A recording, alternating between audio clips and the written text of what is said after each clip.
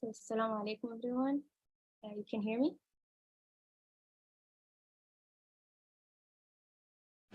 Yes, we hear you. Assalamu alaikum. Salam. Okay. So, good afternoon, all. This is Naflami. Today, inshallah, I'll be moderating this session with my colleague, Dr. Abdulaziz Al-Jiham.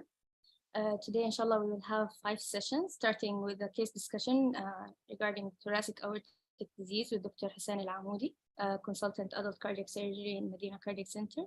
Following this, we'll have a discussion for TAVI and minimal invasive ABR by Dr. Abdurrahman Al-Raweli. Then we will have a talk about surgery for functional MR by Dr. Abir Al-Ghamdi, following a mitral valve repair session by Dr. Zahra Idris. And our last session will be regarding repair versus replacement in ischemic MR by Dr. Sireen Murshid, inshallah. So I think we'll have to wait a little bit for people to join.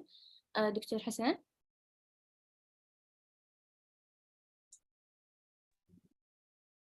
Yes, no. Yes, sure. Do you mind just waiting a little bit for people to join? Then we may start. Sure, absolutely, no problem. Yes, okay, thank you.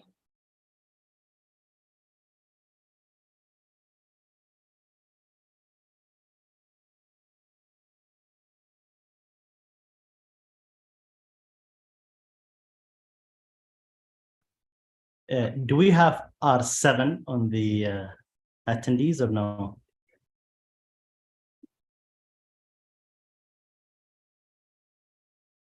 And how many do we have? Can they raise their hands?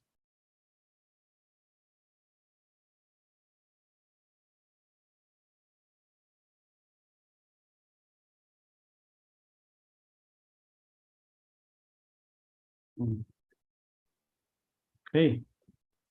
So the session gonna be basically a case or 2 cases, and it's gonna be an exam type scenario and discussion. And after that, I'm gonna show you just a few slides. So the questions gonna be asked for our 7s, and one should take 1 case. So I hope we have our 7s today. Actually, in total, we have 7 R7s. I'm not sure if anyone joined yet. Anybody fine. It's just going to be simple, and just we have to go through the case. Yes. And yeah, it's going to be simple. And then at the beginning, I'm not going to answer any questions. We're going to just go and have the questions like an exam. And then after that, we're going to basically discuss what have been said, and we'll show you a few slides and a video or 2 for the techniques for these cases. So we have anyone, any volunteer would be fine. If there's nobody, then probably have to choose, I guess.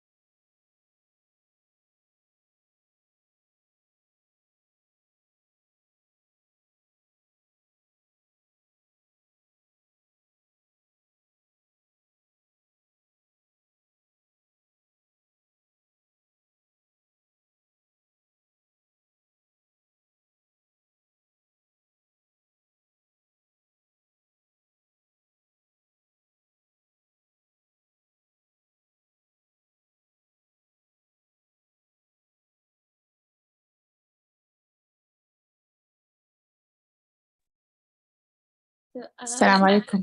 We may start. عليكم السلام ورحمة الله وبركاته. أهلا. Would like to thank Dr. Hussein Amoudi for joining us today for the case discussion. And I want to ask for volunteer, please. Any R7s or R6 to volunteer. You guys, we put a lot of effort to invite the consultant to come and book cases for a discussion. So please, it's all for your own benefit.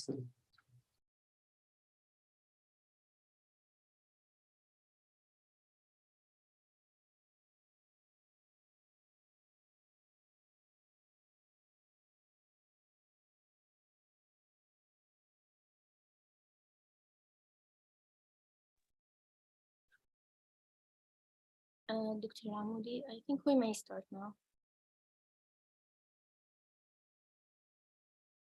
Okay, thank you, Nof.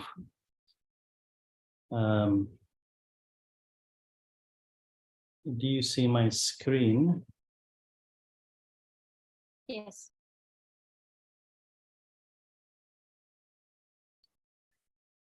Okay, so anyone who will volunteer for this?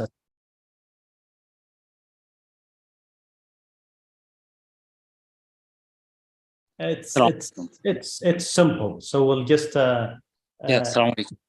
Perfect. What's your name? Abdurrahman Ruwaili. Abdurrahman. You're from I'm an R6 from Saud al-Batin. R6. Yes. I need R7s if possible. If you don't have R7s, then that's okay. Thank you very much for volunteering. But R7 are the targets because they're doing the exam soon. Or R6s are the ones that are doing the exams. R7s. R7s, okay.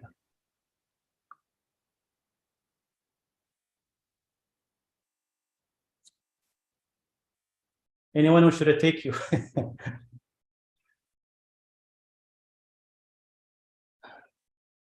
Okay, it seems nobody. Okay, so again, what's your name? Sorry, Abdurrahman? Abdurrahman Ruwaili. Abdurrahman, thank you very much for volunteering. So this is basically a case. I hope there is another person who will volunteer for the next case. We'll try to be quick so we have discussion afterwards. So Abdurrahman, 1 second. First of all, I'm going to give you just a brief history about this patient that I'm going to ask you questions about. So this is a 27-year-old male who has a family history of Marfan. Okay. This patient, he's been following with cardiologists for some time, and he's known to have aortic root aneurysm. Okay. Now he started to have some symptoms, and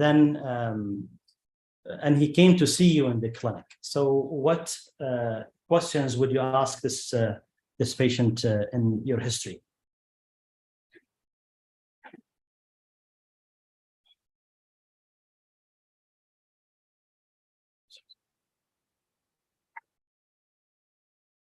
Abdurrahman? Yeah. Sorry, it was silent. Right. So So I'll start with the basic history taking, starting with the age of the patient and if he's having any medical issues.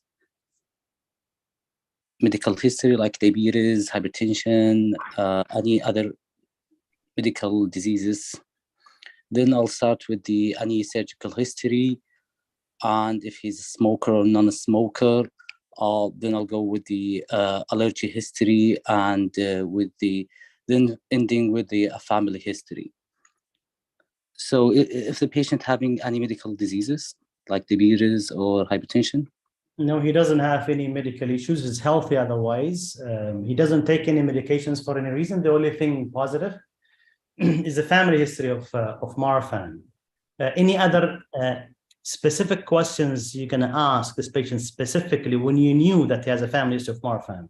Yeah, so I'll ask if any one of his family member had any issues before, any surgical intervention before, If they're, I'll ask about the family disease histories and surgical as well as surgical history. If they're well known to have hypertension or anyone of them had a dissection before.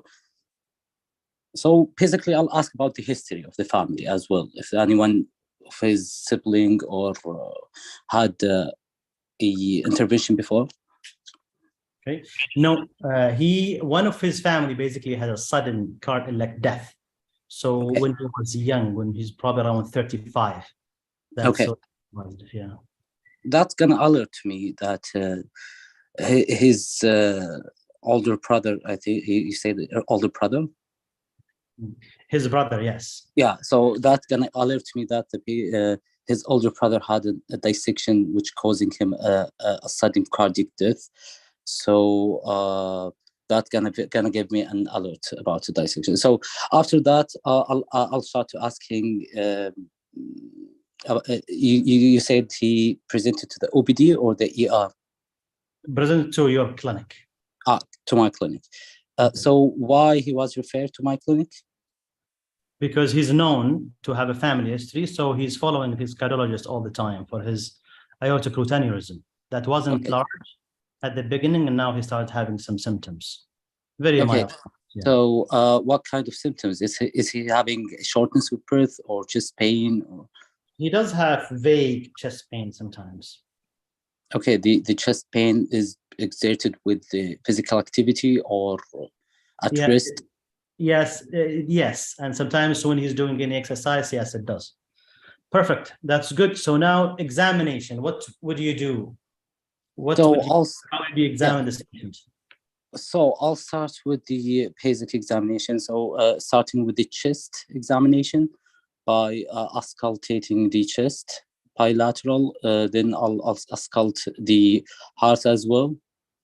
So basically, I'll start with the chest examination by auscultation, percussion, and then I'll go more peripherally, by examining as well the lower limb, upper limb, like a physical examination. Okay, so anything else you want to see for this patient specifically? He's a Marfan patient. Yeah, so I'm gonna look for the Marfan sign symptoms, like Marfan features. Like what? If he, how tall is he?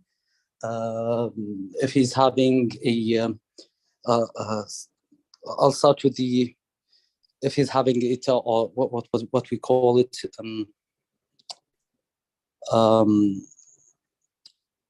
I forgot honestly what we call, but I'm gonna look for his limbs actually. If he's having a okay, that's hyperflexibility. It's okay. We can discuss these things later. They're not a problem. So if you finish, say I finished. This is the end. No problem. That's fine. We'll go to the next question. Okay. No problem at all. Okay.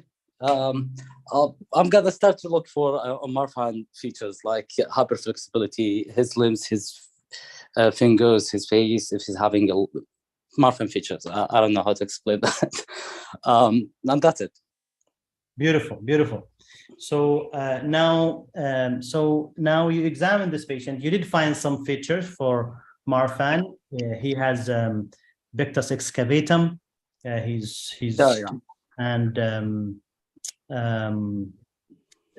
had also other skeletal features that basically goes with Marfan.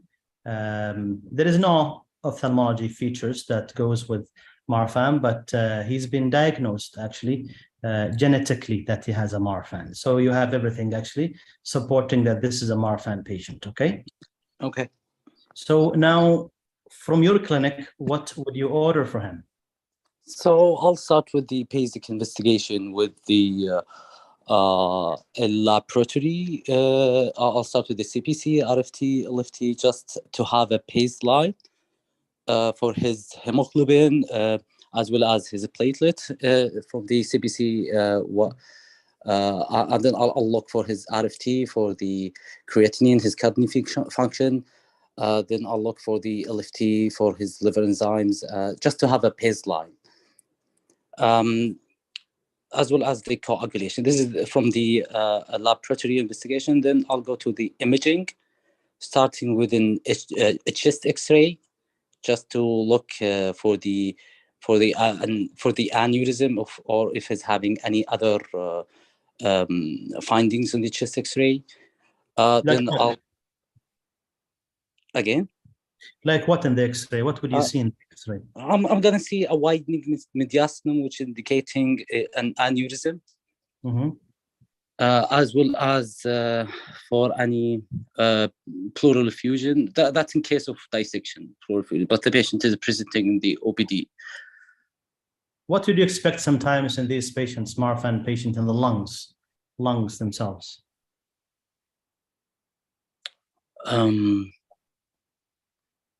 Hyperinflated lung, I think. Have you seen pneumothorax in these patients at all? No, honestly, no. No, okay. So we'll go spontaneous pneumothorax, you mean? We'll go through these things afterwards. So now you order some blood work for him. You did order an X-ray, and what else would you order? Then I'll ask for an echo. Okay. To evaluate his through the echo. I'm gonna look for any valvular diseases. Do you see my screen? Just a second. Okay, yeah. So on the after requesting the echo, I'm seeing. Do you see the picture that I'm sending you right now? Do you see the picture? Yes. So this. What is this? Okay, so that's a parasternal long axis view showing in a dilating and ascending aorta.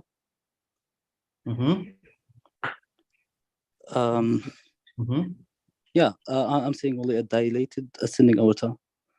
Okay. I'm not sure about the aortic valve, if it is competent or not. Okay. So here, again, this is a parasternal with the color Doppler flow. What is showing, this? Again, what? Is this transthoracic or transesophageal echo? No, this is a TTE, transthoracic echo. A parasternal long axis. Are you sure? Yeah. Okay. What I'm seeing here is a dilated ascending aorta with the regage from the aortic valve itself. Okay. And how about this view? What do you call this view? This is a is this a 5-chamber view? I don't know. You know better. I think this is a 5-chamber view showing the 4-chamber as well as the aorta, dilated aorta. Okay. And what do you see? What is this color? So this is a regage from the aortic valve because of the dilated ascending aorta. Okay. How about this? So as well, this is this is okay. This is as well a parasternal long axis showing a left atrium, mitral valve, left ventricular, aortic valve, right ventricular, interventricular septum. Okay. The same patient or someone else? No, this is another patient because the ascending aorta on the previous images, it was dilated, but this one is not dilated. Okay, so this is after the repair, okay? Okay, yeah. Good. Yeah, because we don't see a dilated ascending aorta. Perfect. Good. Now, sorry, man. Yeah. What else? Yeah, what else? then I'll CT, yeah. Okay, perfect. So you order a CT scan, and this is the CT scan for this patient. This is a patient that I did. So this is true stuff. We're not making this up. Okay. So this CT scan, can you comment on this CT scan? Yeah, sure. So I'll start with the heart and the ascending aorta. What is this first? Again, what? What is this? Axial or coronal or sagittal or view? I'm gonna admit that I'm not that perfect in the CT, Okay. so I'm gonna So- only comment on the finding. Okay, fine. So what is the aorta? This one? This is the dilated ascending aorta. Okay. And about this? So we're Which seeing, and part of the aorta is dilated here? this is the ascending, where the aortic arch, it's not that when we're comparing the ascender with the aortic arch. So The what is ascending this? is that- What, you see my cursor? Yeah. What is this? You mean this is the arch? This is the arch, huh? Yeah. And this This is It's- the ascending. descending. Okay. So how many parts of the aorta do you normally see when you go? You went to the OR a lot. So there is valve normally, Okay. and there is what? So you mean the part of the ascend of the aorta when we exposing the pericardium? Uh-huh. So you seeing the ascending aorta where we applying our persistring for cannulation. Okay. No. But- So part of the aorta. So you have valve, and you have root, and you have Okay, yeah, aorta, and you have arch. So yeah, yes, yeah.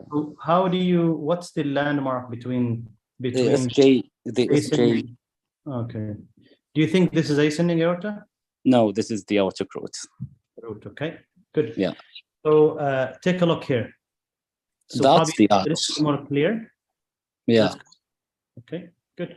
So now you have an echo, and you have CT scan, and the root is 5.6 centimeters. 5.6.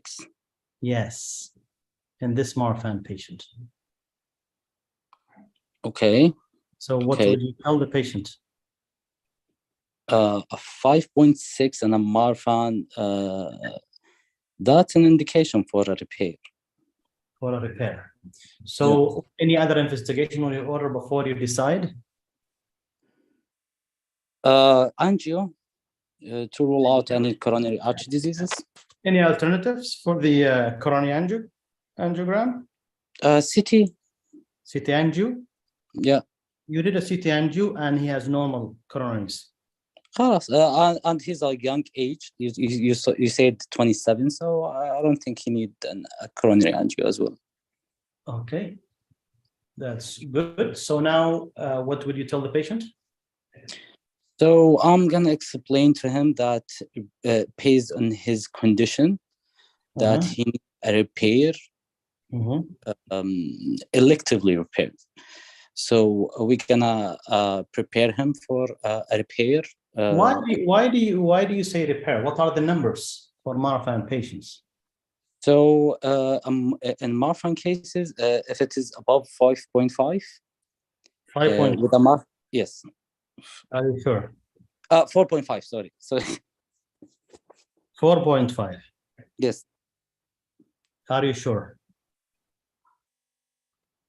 Do you know no. any other connective tissue disorders? Ehlers-Danlos, okay. Yes, Ehlers-Danlos. So what was the number for Ehlers-Danlos? I'm not sure, honestly. What other syndromes or? Turner syndrome, Louis-Dietz syndrome. What are the numbers for Louis-Dietz? I'm not sure. Okay, so what other causes for aortic aneurysms other than connective disorders that you know of? Oh, okay. Age itself, on older ages, elderly. What do you call that? People who have tricuspid. Degenerative. Degenerative. Okay. Yes. What else? Aortitis as well. Aortitis. In cases of Takawasu arthritis, it's a causing of aneurysm for the ascending aorta. There is another common. Smoking. Smoking. Smoking. Okay. So we're going to discuss that later. So the number is, you think 4.5 for the Marfan patient. So you will go for surgery. Is that correct? I'm going to tell about the numbers later. There is a slide about that. We'll tell you about. So now you want him to have surgery. So what kind of surgery you would prepare him for?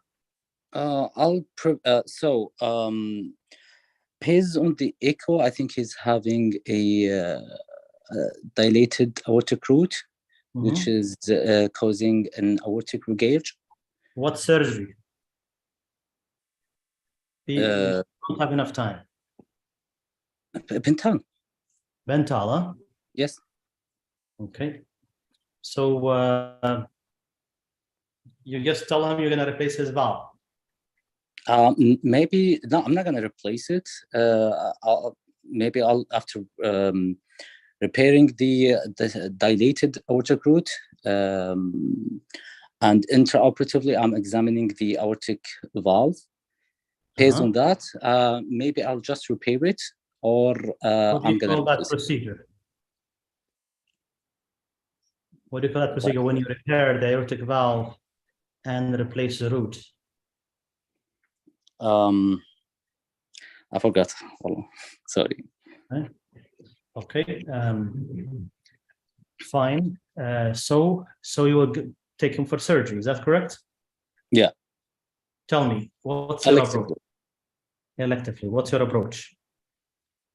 So I'll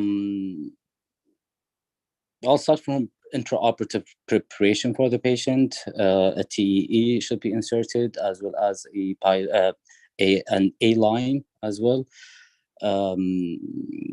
After that, I'll start with my approach,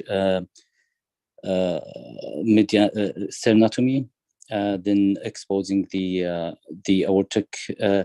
I may prepare the patient go in for a peripheral cannulation if I'm having a difficulty in central cannulation, just in case of emergencies. Okay, so that's good. So now sternotomy, cannulation. Where do you cannulate this patient? I'll try to cannulate his distal ascending if it is possible. Venous? Venous, I'm gonna go with the RA. Not a bicaval cannulation. I'm gonna. What's your venting strategy? My venting strategy, I'm not sure. Vent. Where would you put your vents? Okay, so my vent gonna be. I'm gonna have an LV vent. Okay. LV vents. Yeah. Okay. Any other vents or no? Not up to my knowledge. Okay, what's your myocardial protection strategy for this patient? So I'm gonna use the cardioplegia for him. Yeah. Yeah. That's it. Or I'm gonna use a deep circulatory arrest for him. Actually. Deep circulatory arrest. Why is that? A deep hypothermic circulatory arrest. Why is that? I'm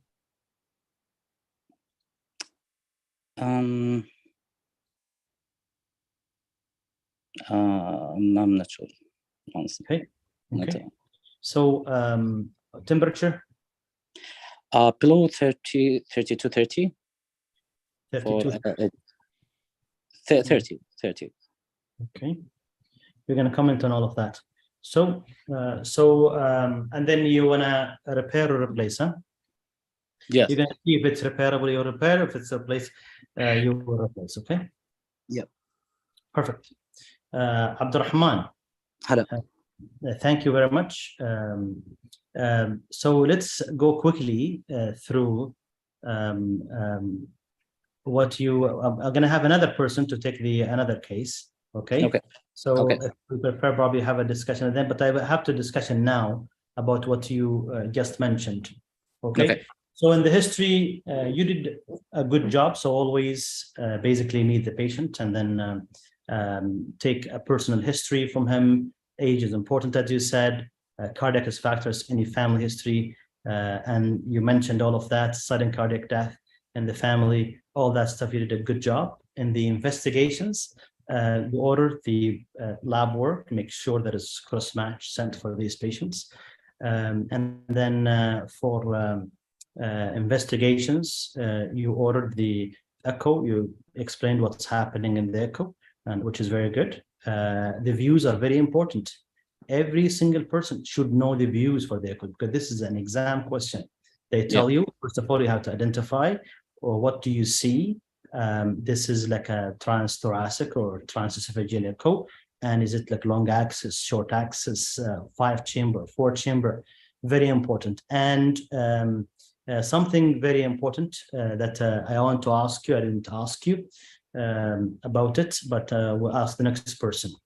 Okay, I'm not going to ask the question now because somebody will just look it up. So I want it to be, secret. So, and then after that, you ask for the CT scan. The CT scan was done for you, and this patient has classic Marfan annular aortic ataxia, which is basically the aortic root is the main problem. The ascending aorta is normal, and the arch was normal. So the main thing is going to be to deal with the valve as well as the aortic root, and then the aortic valve is very important to assess it properly, see if it's tricuspid, normally tricuspid in these patients, and see the repairability for these patients, because you need to plan it ahead.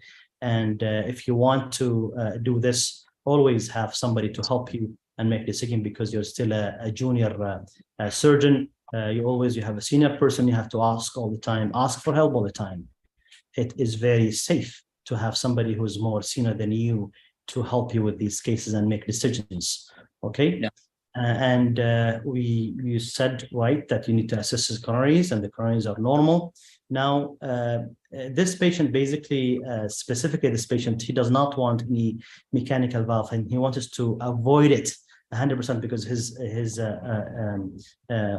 mother had mitral valve replacement mechanical, and she had subdural hematoma, and she went to the OR 3 times with a neurosurgeon for evacuation. He's traumatized. He does not want any mechanical valve. So he wants as much as we can to repair this valve. And the problem is this valve have severe aortic regurg, and one of the leaflets was basically redundant. Always you have to plan for this procedure and have somebody to help you with it. So when you want to discuss this and go for surgery, always after the regular preparation and basically doing the surgical pause with every single person, making the team aware of all the what you're going to do, plan for this patient, then the 5 main things that you have to go through, and it has to be very quick for your exam. My approach is going to be median stenotomy. My cannulation study going to be for this patient specifically, you have to go distal, ascending or arch even, for arterial and venous, like you said, the RA, which is fine. And my venting study going to be antegrade as well as LV vent, because you're going to need it at the end after you finish your repair. And strategy for the myocardial protection for this patient, I personally did both, antegrade and retrograde. Of course, you have to do ostial because this patient has severe aortic insufficiency. So basically open and arrest the heart using Carbiga, whatever you decide. If you want to do Del Nido, which we used, and then after that we switch. If you take a little longer time, you switch to blood. There are many solutions that you have to be aware of, custodial and all that stuff. So very important to know these things and be aware of it. And strategy for temperature is drift down to 32 is fine. This patient does not need any cardiac arrest at all, because I showed you that the ascending aorta is okay, the arch is okay. You don't have to. So you're going to clamp below the innominate, and you have a significant, like lots of room to basically do it. You don't need any cardiac arrest. Normally, if you have the aneurysm extending all the way to the arch, yes, the cannulation target is going to be different at that time. So you're going to use either femoral or axillary, which I prefer axillary. And then you're going to, once you circle arrest, you're going to clamp and then basically remove the and the temperature going to go down up to like down as depends how comfortable you are with the temperature, moderate or deep. So you go down to 18 or 25, depends on what you want to do, and the protection for the brain, antegrade cellular perfusion, and the doses you have to be aware of it, how much kg, how much ml per kg per the patient that you're going to do. So these things are very important. So the examiner will take you through different scenarios. So always be prepared for these. Okay. Okay. Sure. Thank you very much, Abdurrahman. I hope we have another person. It's going to be short, so I can show you a few slides. Who Okay, is the person?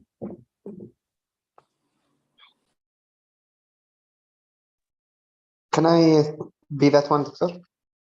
Sorry? Salam alaikum. Can I take the next scenario or Of someone course. else? What's your name? What's your name? Faisal Ghamdi. Faisal. Thank you, Faisal. So this is the next patient is a 56-year-old guy who basically has shortness of breath on exertion, consistent with NYTA class 2 to 3. And he came to see you in the clinic, referred by a cardiologist. I need brief history. I don't want any details. Okay. First, I will ask him about since when. First, about his he's 53. You said, doctor, right? 56. 56. I will ask about any comorbidities, his other comorbidities. Does he have any other diseases? Also, I will ask about the history of his presenting symptom, when it exactly started, and the character of these symptoms. Did they start gradually or just suddenly he had this shortness of breath? And how severe it is, how much exertion he has. Analyze it, and he just because of for the sake of time, we need just go a little bit faster. So we're going to have to ask about his cardiac risk factors. You asked about his breathing illness, his medications, allergies, and all that. So he will tell you that, or he basically tells you that he's having this for the past year, and things got worse with time. He's known to have diabetes. No other issues, no family history of any issues at all. No one from the family has the same symptoms as he has. He doesn't have any sudden death. He doesn't have any, no one from the family has any major issues. Okay, so he's not on any medication except anti-diabetic medications for now. Clinical examination wise, I will look at him generally and how is he having shortness of breath at rest. I will auscultate his chest for any murmurs in case he has any valvular lesion causing these symptoms of heart failure. He has also, a diastolic murmur. Diastolic murmur. Yeah, and aortic. At what location? Aortic area. Aortic. Okay, so he might have aortic regurg. Okay. So I will do for him investigation. I will do ECG. I will do the lab work, basic lab work, CBC, and also renal function. Lab work is all normal. I will do echo. Okay. That's his echo. The picture that is up, the upper one, seems like it's a parasternal long axis view. Showing the left atrium and the left ventricle and the aortic root. The aortic root seems to be dilated, more than normal. I need to see the Doppler.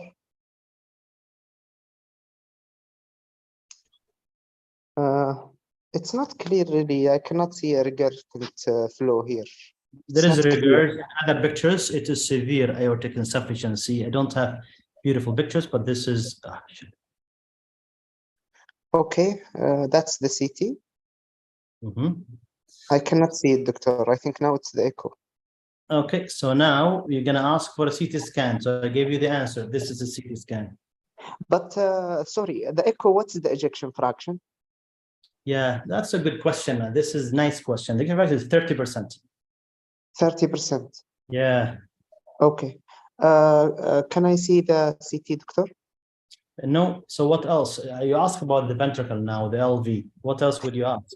I want to make sure there is no ischemic cardiomyopathy and if it's dilated or not. Like, are there Yeah. any regional wall motion abnormality and how There is dilated is the LV? inferior wall motion abnormalities, and his LV end-diastolic diameter is 7.1 centimeters. These are the numbers in the echo. Okay. I think the LV is in diastolic or in systolic. Diastolic diameter. I don't remember actually what's the normal, but it seems like it's dilated. Should be less than The that. number, yeah, it seems dilated to me too. Yeah. Okay, so what else In the echo, could you order for him? I want to know that there are no other valvular abnormality. What Other about the valves, all good. All valves are No. good. all are normal? Yeah, Yeah. Then I will go to the CT. I want to see the CT. CT scan for him. Huh? It seems like the aortic root and the ascending aorta, almost up to the innominate artery, are dilated. But how much? How much is the diameter? 5.2. Okay. This And patient. in the echo, the valve is bicuspid. Aortic valve is bicuspid. Yeah, I forgot. This is important also. Yeah. Yes. Did the patient clinically, was he like had any Marfan features? He doesn't Or have any any. connective tissue disease features? No. No. Okay, so it's 5.2, you told me, doctor, right? Yes.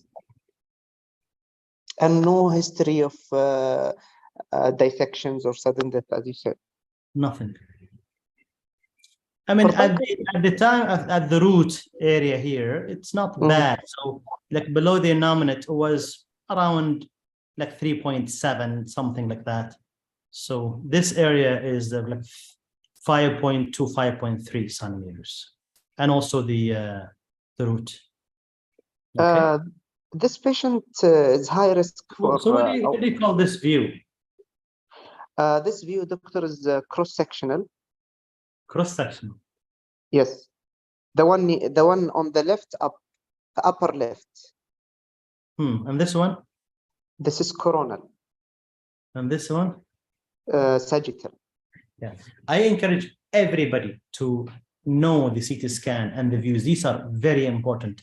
Echo, CT scans, angiograms. Very, very important. Every single person. Do not leave this to the radiologist to make decisions for you. Yes, you ask, but you need to know how to read the CT scan. You need to know how to read the echo and comment on every single view because you're going to be asked. And you need to know it because you're a cardiac surgeon. Okay, so now we have the numbers. So what else would you order for this patient? First, before I go any further with the investigation, I think this guy has an indication for aortic valve replacement with root. Okay. He's bicuspid. Root. How about the ascending aorta? How about the ascending aorta? You told me it's 3.7, right, doctor? Just below, at the level of the pulmonary here, it was like 5 point something, 5.2, 5.3. At the level of the pulmonary artery. Yeah, you have about probably the innominate about 2 to 3 centimeters, like normal size, and the rest is enlarged. So before the innominate by 3 centimeters, it's normal, but after, like toward the heart, it's all above 5. Yeah. So I will do root and ascending. Okay, good. So any other investigation would you order before you go to the OR? Yes, I want to do for him coronary angiogram, especially that he's diabetic with some normal angiogram. Coronary angiogram is normal. Normal? Okay, I need nothing before the OR. Just the patient is intubated and ready to go. So how would you operate? How would you do? How would you consented him for the procedure? He agreed to have whatever you suggested to him. I assume you want to replace his valve and ascending aorta, root and ascending aorta. Is that correct? Yes. What do you call that procedure? I would do for him a Bentall procedure with ascending aorta replacement. Beautiful. So he wants mechanical valve. So you're going to do mechanical Bentall. So tell me you're ready to open the chest. My approach would be sternotomy, median sternotomy. Okay. I will, since I have some, it depends on how much space I have intraoperatively from the ascending aorta. If I have a place to cannulate and put my cross clamp, Yeah, you have a space. Cannulate centrally and put your cross clamp. there is a space, right? Yeah, there is space, yes. Yeah, so I will cannulate the aorta and with the dual stage cannula, the right atrium. Mhm. I will not need the deep hypothermic circulatory arrest because I can cross clamp. Okay. Myocardial protection, I will use direct ostial antegrade and retrograde because I want to protect the heart as much as I can since he has very low ejection fraction. Okay. I will, after cannulation and putting the cross clamp, I will just open the aorta, give the cardioplegia ostially and in both ostias until the heart arrests. I will use blood cardioplegia. Okay. Cold blood cardioplegia, and afterward, after the heart arrest, I will make the retrograde go continuously during the procedure, or it will, yeah, I will make it continuous while I will change all the route and the ascending aorta. Okay. Have you seen this procedure done? Yes, I have seen it like 3 or 4 times. What are the steps? I need just lines. I don't have details. I don't want details from you. So you said you're going to remove the diseased aorta. Okay. Yeah, all the way to the root with the valve. And then I will also dissect the diseased ascending aorta. The metallic Bentall graft is faster. It comes ready. So I will implant it. But before I implant, I have to decide the location of both coronaries exactly without any tension. And then I will implant them both directly to the root graft. After I am done with the root graft, with the root side, sorry, proximally toward the aortic valve, I will do my distal anastomosis to the ascending aorta. After finishing the distal anastomosis, I will place my ascending aorta vent. So I can give cardioplegia and vent the heart while the heart is give cardioplegia and vent the heart. Once I am done with both anastomosis, I think I'm done with the main part. Then I will go through the step of coming off pump. Perfect. That's good. That's good, Faisal. So Faisal, do you know the quantitative echo criteria for the aortic insufficiency? I know the things that you look for. It's the regurgitant fraction. Do you know the number? I really don't remember them now. It's been a long time. I have been doing now 6 months vascular and thoracic. I forgot cardiac surgery. Okay. Well, that's good. Faisal, thank you very much. You're welcome. Good job. So let's just, for the sake of time, we don't have, probably we have like 9 minutes left or less. Let's go through a few slides here. Okay, so this is an important slide for everybody to remember. So it's basically, it tells you what size you operate on these patients. So there is difference between the degenerative, bicuspid, Marfan, familial, other genetic syndromes, and Lewis, Turner, Ehlers-Danlos. So very important. You know these numbers, very important. So as you know, the degenerative 5.5, and bicuspid as well as Marfan 5, and then familial here, it's 4.5. The lowest one that you have, the Lewis Dietz, okay, and the ehlers-Danlos, and also the pregnant patients, okay? So these are important things to remember, and it's different from the ascending to the arch to the descending, okay? So very important to for the diagnosis, this is called Gent's nosology criteria to diagnose Marfan patients: aortic root dilatation, Z-score more than 2, and fibrillin 1. You need to also to know the genetic causes for all of those, for the Ehlers-Danlos, for the Marfan, for the Lewis, because you're going to get asked about those, okay? So you have root dilatation with fibrillin 1. You have root dilatation with more than 7 systemic scores, the 7 points in systemic scores. Ectopia lentis and fibrillin, these are diagnostics. These are without family history. But if you have a family history, you only need to have ectopia lentis to diagnose these patients, and systemic score more than 7, or the dilatation, and it's different from patients below 20 and above 20, okay? And these are the other signs that if you examine a patient, you need to see written thumb sign, but it's carinatum, excavatum. This patient that they have has few of those. Spontaneous pneumothorax, and then lots of other skeletal issues, and also you have also multiple prolapse. So these things are very important. Arm span, height, more than 1.05. So you need to remember these. So when you have a patient like this, we don't have lots of Marfan patients, but we see them from time to time, okay? And these are the quantitative criteria for people. They ask about this. So you get these questions in the exam: vena contracta, central jet, width, and the renal volume and fraction, effective forgetting surface area. These are important numbers. And what else? These are important. So there are other things that you have to see in the echo, which is in the descending, the reversal and the descending thoracic aorta. But these are the numbers that you have to remember. Okay. Now I'm going to show you. This is video for the patient that I did. I did this patient yesterday. Just comment very briefly. This is just 2 minutes. This is how dilated the aorta. We have a space actually.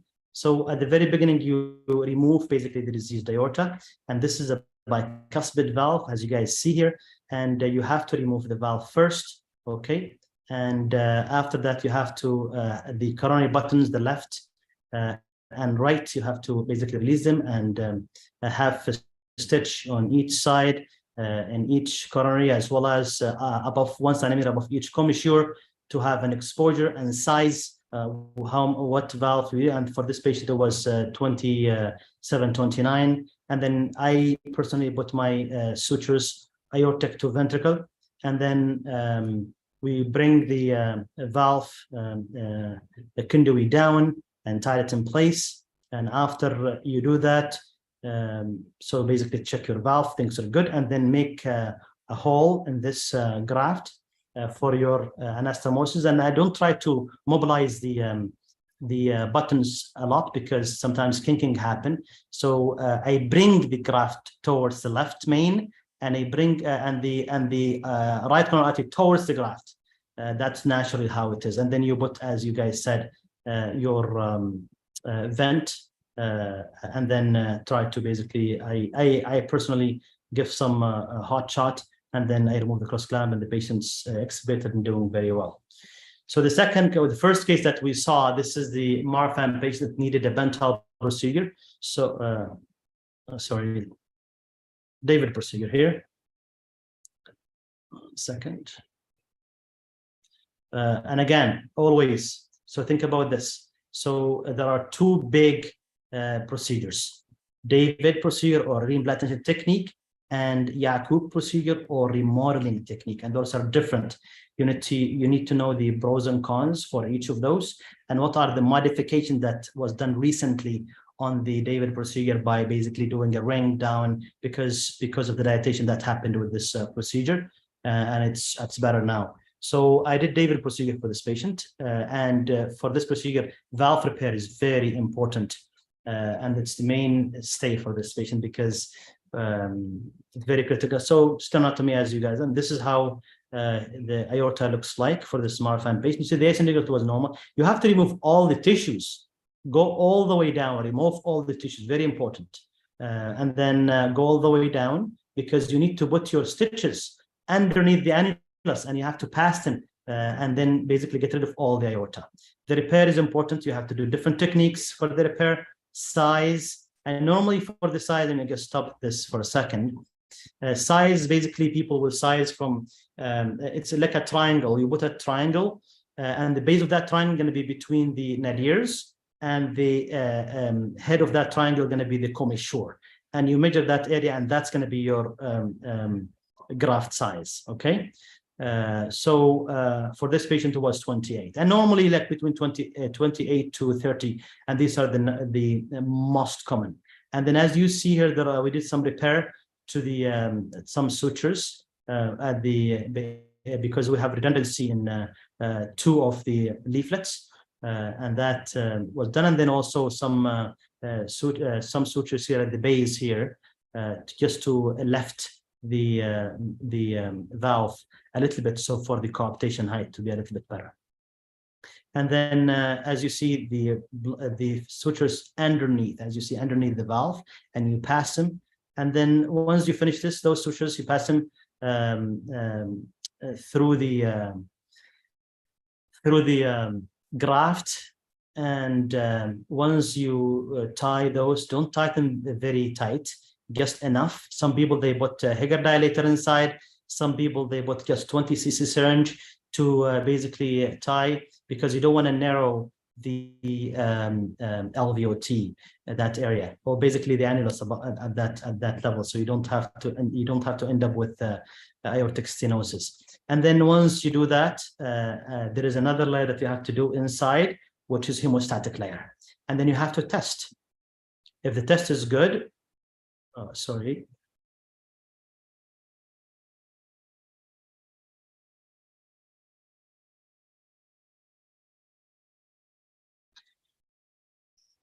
So this gets to identify what is the leaflets exactly. So, and then once you finish these sutures, as you see here, you have to pass them through the graft, lower the graft down, tie it. After you finish tying those, and it's very important step to those Prolene sutures to make them a little bit tighter at a level where the coaptation is good, and you have to measure that at the level of each commissure from each side. And then you test, there is no AI, things are good, then you do the coronaries, and once you finish your coronaries, you have to do the distal anastomosis. Okay, this is the end of this presentation. I know I took probably I don't know, extra time from you guys. If anybody has any questions, please feel free to ask.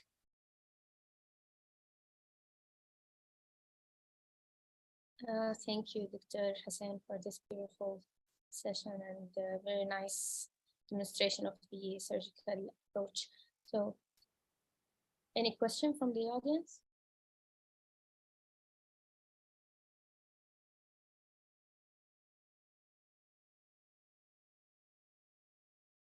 Okay, I have one question. go ahead, please. Are there any cases where you do Bentall where you have to do auxiliary cannulation? Like, is it always when you don't have a place to cross clamp, you have to do deep hypothermic circulatory arrest, you have to do auxiliary or femoral, like peripheral cannulation, or you can do in these cases central? Yeah, so it's very important for you to basically see the whole aorta. Axillary cannulation is very good to do it, and I prefer axillary cannulation. I don't prefer femoral if I can avoid it, because you're gonna basically easily give your antegrade cerebral perfusion once you circle rest patient. The temperature that you have, it depends. Aortic surgeons nowadays, they do moderate. They go down to probably around like 27, 25. At the beginning of your career, you have to go a little bit deeper, because you have to have, because you're going to give some time, you're going to have some time to do your distal anastomosis, because be safe and go deep, no problem. Even when you're giving antegrade cerebral perfusion, you have to give it, and that's going to be 10 to 15 cc per kg, okay, for a patient who like 70 or 80, probably around a liter. Some people, they give 20, who basically see that. So it's very important to, if you have anything close to the arch, it's safer. It's safer to do axillary and do ascending and hemi-arch replacement. Clear. Thank you, doctor. Dr. Hussein, I have one question, please. Go ahead. Thank you for your presentation. In case of Bintal, if they're just planning for doing an Bintal for patients and there is an incidental injury for left coronary bottom, what's the strategy for this patient? So what kind of injury? So that's after you finished, there is a kink, is that what you mean? Yeah, if there is kink or injury like just a dissection in the left coronary bottom, should they ligate the bottom and just do one line simple graft for LAD and doing? Yeah, so this is the life of the patients. These patients depends on how fast you make a decision. This is very critical. So first of all, the patient is not going to come off bypass at all. So once you recognize the problem, fix it right away, right away. There's no time to have to take vein quickly and do. You only need just one, probably to the LAD, because I assume the rest of the vessel is okay. Just do it as soon as possible. Normally, what happened classically in these patients, kinking of the left main. Dissection you're going to see in front of you. If there is anything you have to repair, do it before. So you have to basically use some sutures to fix that. And the key for any dissection is basically to close the entry tear, which is very important, and preserve the luminal continuity for these patients. So if there is anything you discovered quickly before you do anything, fine. But if you discover this after you finished everything, which is difficult by the echo, you can see just maybe not. But if you understand and see that there is a problem with the left main, do bypass as soon as possible, because death happened for this if you don't recognize the problem very early. Okay, thank you. No problem.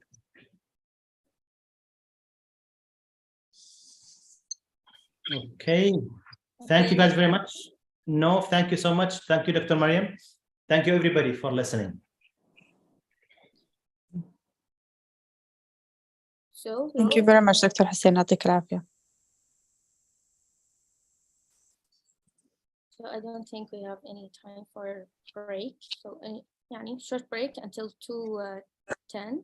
Then we will have a session regarding TAVI and minimal invasive ABR with Dr. Abdurrahman Al-Ruwaili. Dr. Abdurrahman? Yes, I'm ready.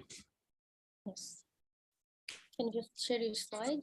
Sure thing.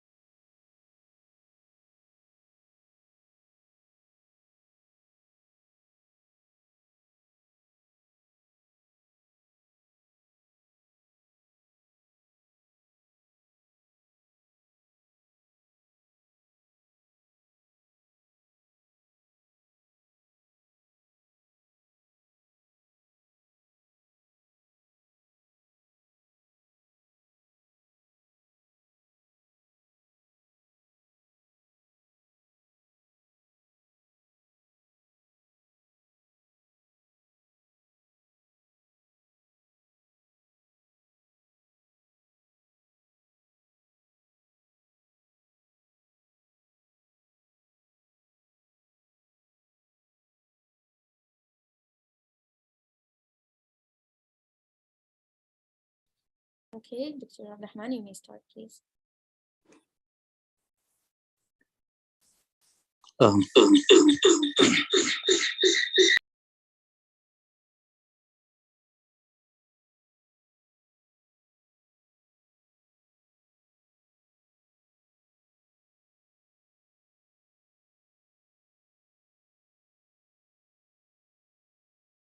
Dr. Abdurrahman.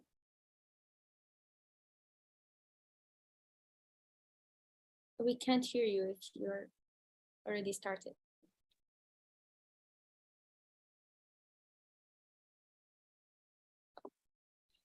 Yeah.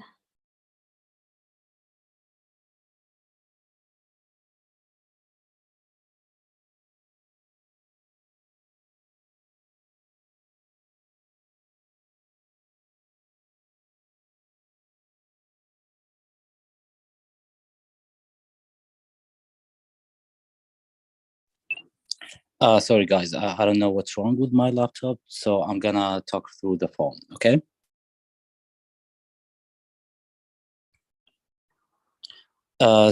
Minimal invasive aortic valve surgery and TAVI.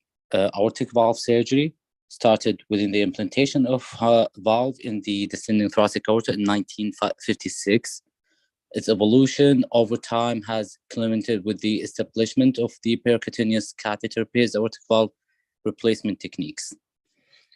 So essentials of minimal access aortic valve surgery. Cosmetically superior incisions, reduce post-operative pain, post-operative recovery faster, improve post-operative respiratory function, performed with the same degree of ease and speed as a conventional.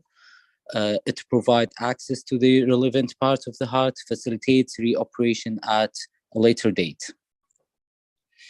So the principles of minimal access aortic valve surgery, ability apply a stable aortic cross clamp, visualize the aortic valve completely, achieve the same degree of myocardial protection, and deal with the issues of the aortic root, ascending aorta and the arch with ease, ability to quickly convert to a standard midline sternotomy.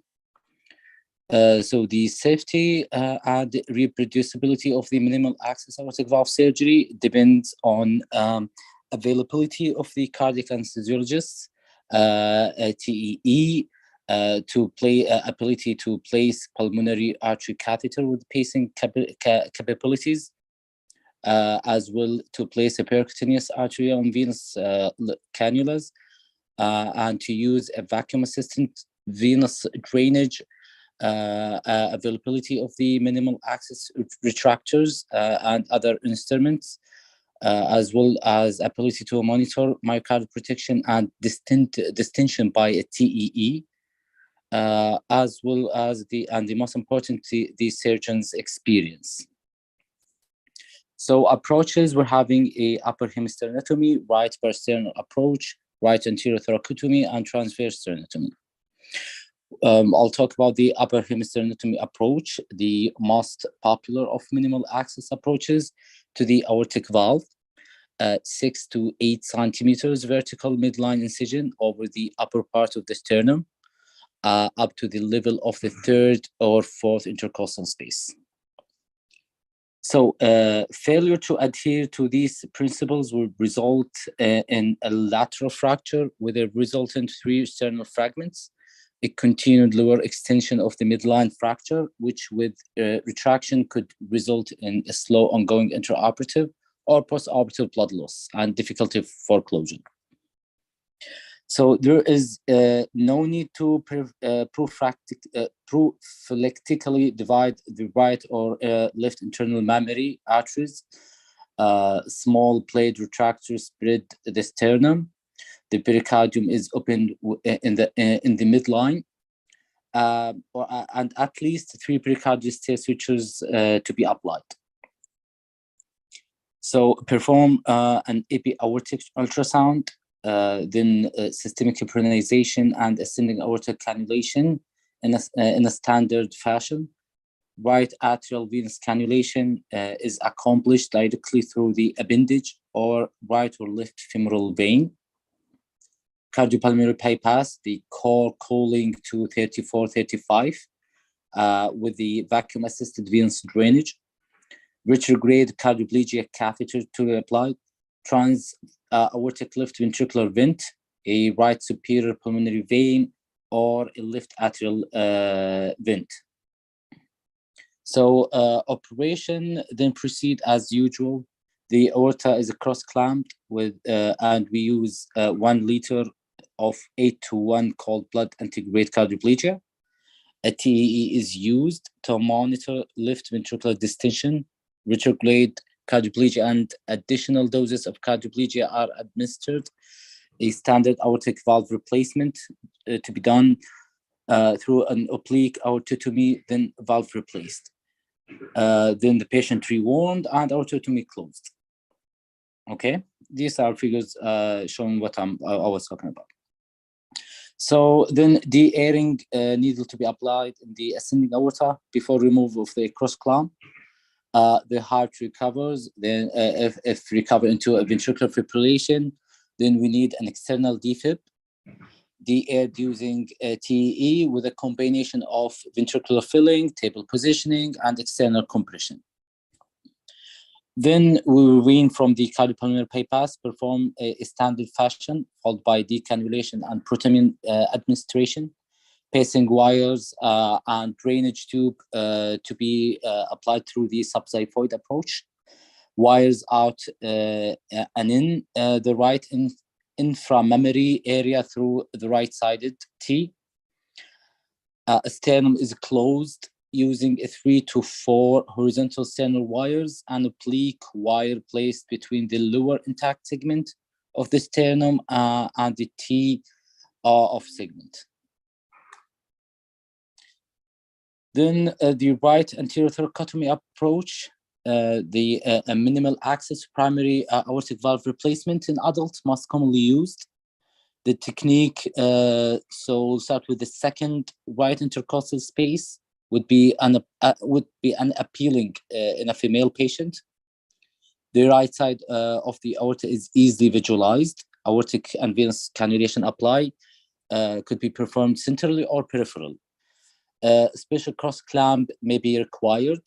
The exposure via these incisions could be optimized in case with poor exposure by extending it across the sternum with a transverse sternotomy. Okay, so a percutaneous aortic valve intervention. We'll start with a brief history. It began with the Danish research, Anderson, who is in late 1980 started to experiment the percutaneous aortic valve intervention in animals. Then the initial approach taken by Cariper was to insert a valve via the femoral vein. So the animal experiments were carried out by Michael Mack and his team. Subsequently, they introduced the retrograde transfemoral artery approach. So I'm going to talk briefly about the guidelines regarding TAVI. So in cases of, surgical aortic valve replacement is recommended in younger patients younger than 75 with a low risk for surgery.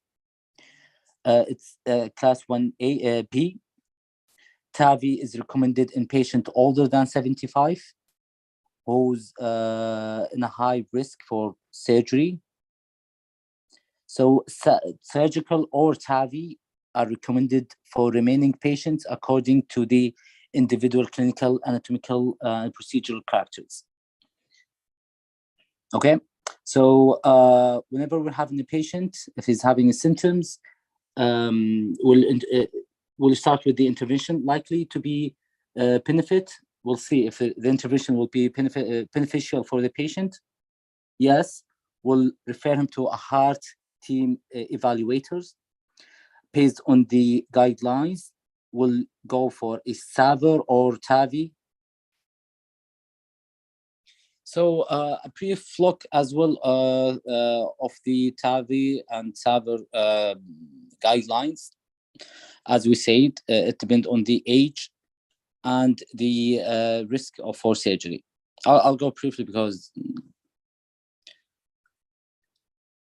So for a symptomatic and asymptomatic patient with a severe aortic stenosis, and any indication for replacement who are less than 65 of age with a life expectancy more than 20, a SAVR is recommended. For symptomatic patient with a severe aortic stenosis between 65 to 80, who have no anatomical contraindication for TAVI, either surgical replacement or a TAVI is recommended after shared decision making about the balance between expected patient longevity and valve durability. So for a symptomatic patient who with a severe stenosis and older than 80, or for younger patient with a life expectancy less than 10, TAVI is recommended. In cases of asymptomatic patient with a severe stenosis and ejection fraction is less than 50 or more than 80 of age and have no anatomic contraindication for TAVI, the decision between TAVI and SAVR should follow the same recommendation as in a symptomatic patient. For asymptomatic patient with a severe stenosis and abnormal exercise test, with a severe stenosis, rapid progression, or elevated PMP,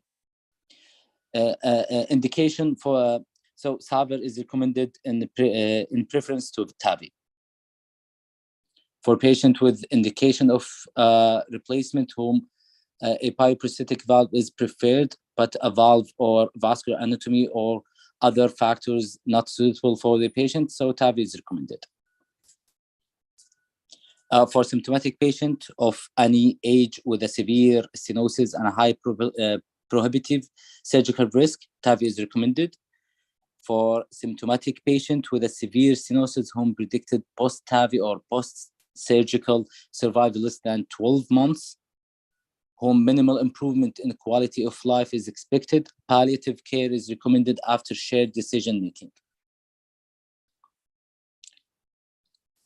So a brief talk about the TAVI. We're having two types of valves are currently approved by the FDA, the peer mark approval for commercial sale in Europe. We're having the core valve, revolving system, and the Edwards Sapien system. We'll talk about them. So the Edwards Sapien valve, it's a balloon expandable tri-leaflet equipericardial valve attached to the stainless steel framework, available in a 20, 23, 26, and 29 millimeter sizes. It deployed through a transfemoral, transapical, transaxial, transcarotid, or apical or aortic approach. The core valve revolving system, self-expanded national frame that contain a tri-leaflet porcine pericardial tissue prosthesis deployed in a retrograde fashion through the transfemoral, transaxillary, transcarotid, and transaortic approach, available in 23, 26, 29, and 31 millimeter. So the device conversion, self-expanded, the self-expanded and the balloon expanded. The 30-day device success rate was 95 in the balloon expandable and 77 in the self-expandable group. The superiority of the balloon expandable valve was attributed to a significantly lower incidence of aortic regurg. The mortality figures were comparable at both the 30-day and 1-year follow-up, similar 30-day and 1-year risk of stroke and death. So incidence of a new pacemaker implantation, aortic regurg, valve migration, and need for more than one valve was higher in the self-expandable group. So the risk scores for operative mortality, 2 risk scores have been suggested as a possible aid to the heart team decision: the Euroscore and STS Pro. Both of the scoring systems define operative mortality within 30 days from the operation or later. Other proposed scoring systems, including the Observant and the CERTAVI. So the pre-procedural evaluation for TAVI, ACT, is the method of choice for TAVI, for pre-TAVI evaluation of the iliofemoral axis and the detailed anatomic sizing of the aortic valve annulus and the size of the aortic root.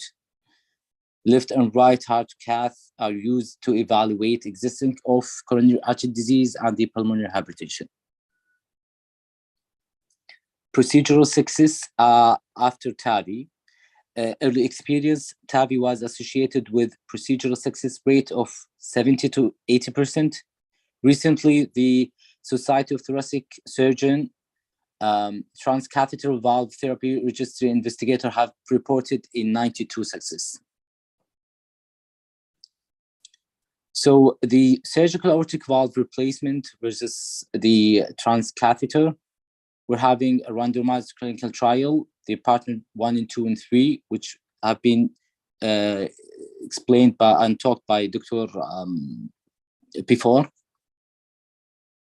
Dr. Ahjab, I think she talked about it before. So we're having the Notion and the Stacto trial. The Notion trial, it was the first trial to randomize patients without a pre-specific surgical risk profile and isolated severe aortic stenosis between the TAVI and the surgical, with an outcome after 1 and 2 years demonstrated that the safety of effectiveness, TAVR group, and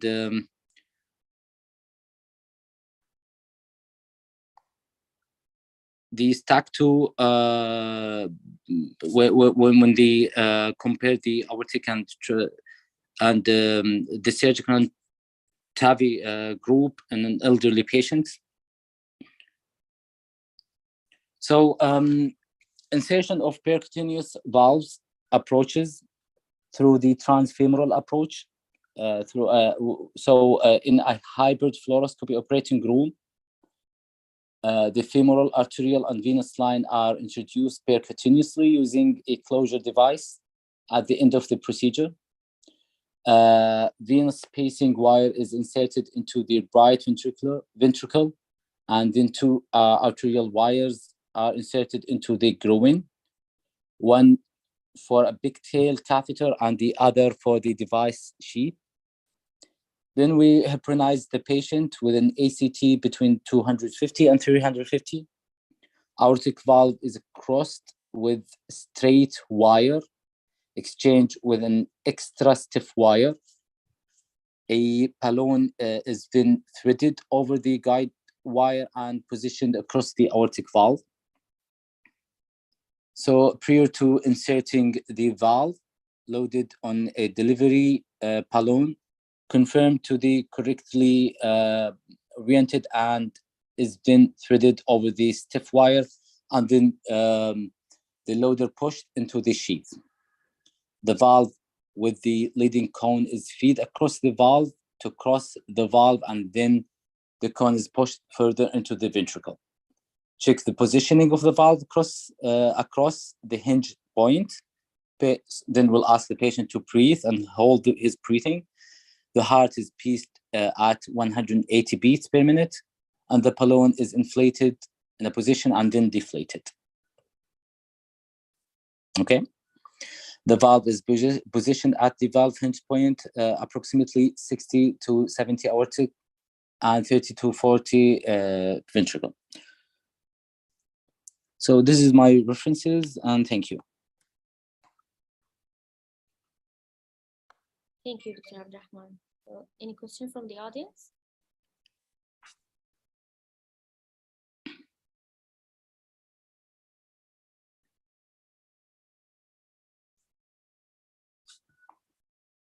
or any comment, Dr. Mariam, if she's around?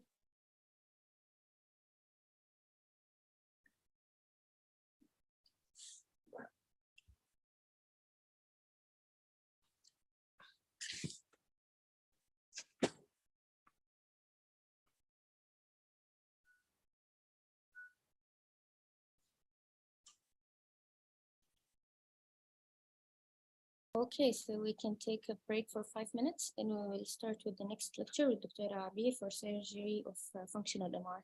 Thank you.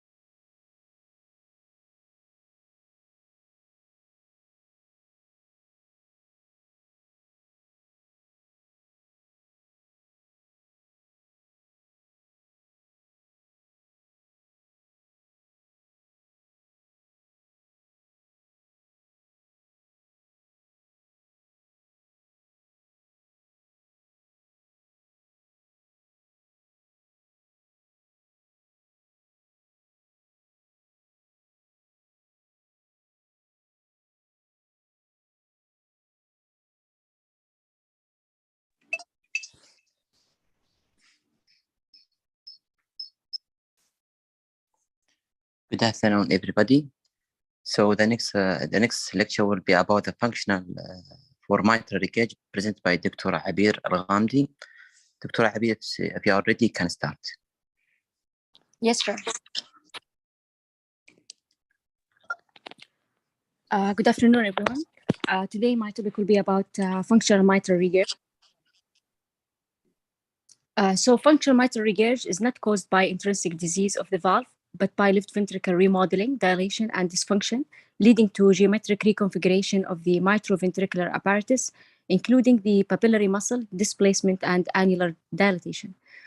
Complication of ischemic or dilated cardiomyopathy occurring secondary to left ventricle geometrical distortion.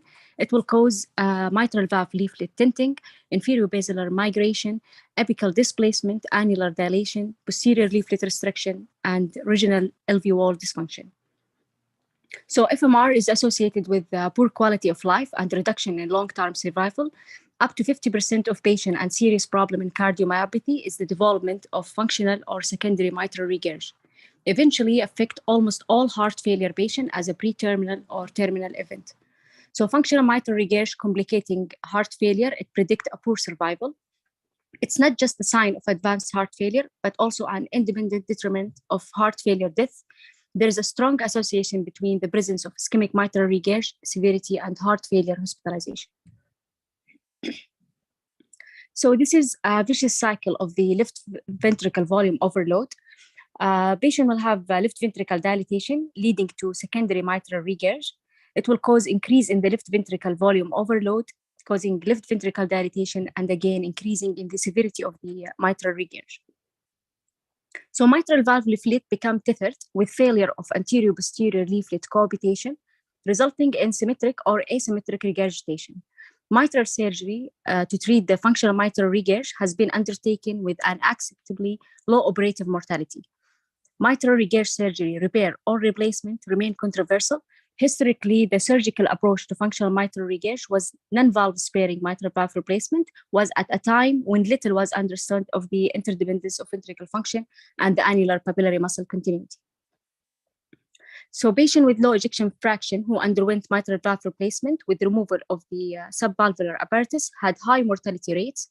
Mitral incompetence provided low pressure relief during the systolic ejection for the failing ventricle. And that removal of this effect was responsible for the perioperative deterioration of the ventricular function. So we'll move now to the functional mitral regurg anatomy. Annulus, leaflet, and chorditendiny and papillary muscle, as well as the entire left ventricle, these structures form a closure cylinder with the papillary musculature directly aligned beneath the annulus. Most importantly, the maintenance of chordal, annular, and subvalvular continuity is essential for the preservation of mitral geometric relationship, as well as the ventricle twist mechanics and systolic power. Mitral regurg in heart failure is not primarily related to the valve, but to ventricle pathology. Left ventricle distortion reflects the degree of the mitral regurg. So as the ventricle fails, progressive dilatation of the left ventricle results in outward papillary muscle migration, also alteration of the closure cylinder, and thus there will be loss of the zone of cohabitation.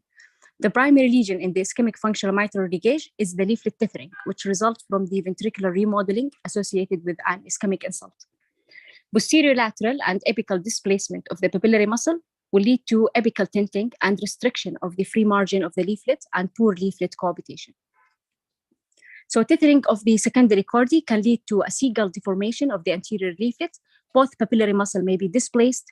The posterior papillary muscle usually the predominant, which lead to tethering of the B3 scallop leaflet segment.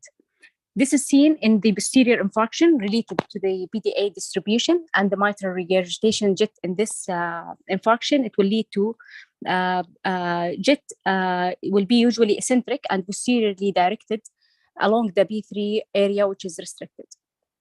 In contrast, in the LAD infarction, it will lead to more global remodeling involving both papillary muscle and more diffuse leaflet tethering with large central jet of mitral regurg.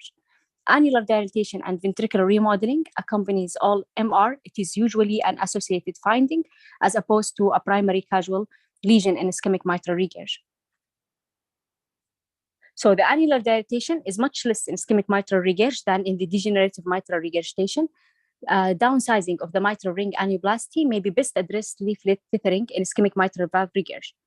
For the functional mitral regurg associated with dilated cardiomyopathy, it tends to have more symmetric distortion with more annular dilatation than the asymmetrical ischemic functional mitral regurg. So therapy for functional mitral regurg, the goal of it to improve the symptoms and quality of life and reduce heart failure hospitalization, also improve survival. The therapies shown to be most effective are those directed at the underlying left ventricle dysfunction, most importantly, guideline-directed medical therapy for heart failure. Cardiac resynchronization also with or without defibrillator, if indicated in white QRS more than 150, should also be considered. Coronary revascularization should be reformed in patients with ischemia and myocardial viability, while all patients with functional mitral regurg should receive the guideline-directed medical therapy for management of coronary artery disease, left ventricle dysfunction, and heart failure. Unfortunately, still morbidity and mortality remains high. A recent study showed that among 404 functional mitral regurg patients treated with guideline-directed medical therapy, 4 years cardiac mortality occurred in 43 and 45% with moderate and severe mitral regurg, compared to only 6% with the mild mitral regurg. So for the functional mitral regurg surgery, in functional or secondary ischemic mitral regurg, treating ischemia with CABG or PCI should be primarily undertaken for functional mitral regurg. All functional mitral regurg patients should have the guideline-directed medical therapy with consideration for CRT if they have a QRS greater than 150. If the patient remains symptomatic with severe mitral regurg or stage D disease, they may be considered for mitral valve surgery. Currently, the most common technique to restore valve competence is placing an undersized or restrictive annuloplasty ring to reduce the mitral annulus size and increase the leaflet cohabitation. Ischemic functional mitral regurg may persist or recurrent after the restrictive mitral valve annuloplasty and going to be associated with ventricular dilatation and escalation of heart failure and possible reduction in long-term survival. So surgical mitral annuloplasty, it will improve symptoms in patients with heart failure, and it has been shown that mitral repair is associated with low mortality. Several authors have demonstrated 30-day mortality rate as low as 1 to 5%. Mitral valve repair in advanced cardiomyopathy demonstrated a 3% 30-day mortality and 91% in 12-month survival, with little postoperative recurrence of significant mitral regurg. McGay showed no mortality benefit in functional mitral regurg after mitral repair. They also noticed the rate of recurrent significant mitral regurg to be 30 to 40% at 1 year. Others have shown even higher rates of return for functional mitral regurg, upper to 80%. This had led to an attempt to identify surgical predictor of recurrence mitral regurg. So the Achilles heel of mitral valve repair in functional mitral regurg is the persistent residual or recurrence mitral regurg because of intertriangular distance is not stable in functional mitral regurg, with dilatation occurring along not only the insertion of the posterior leaflet, but also in the anterior portion. So the undersizing ring has become the standard for these functional mitral regurg patients. We'll move now to the predictor of recurrent mitral regurg. Major predictors of recurrent functional mitral regurg include if the left ventricle in diastolic dimension more than 65, as the larger is the ventricle is the worst outcome.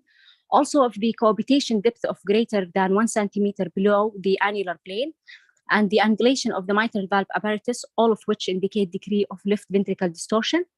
This all predictor of recurrent mitral regurg. If the patient has poor RV function and very high pulmonary artery pressure, should be carefully evaluated and perhaps avoid the surgery.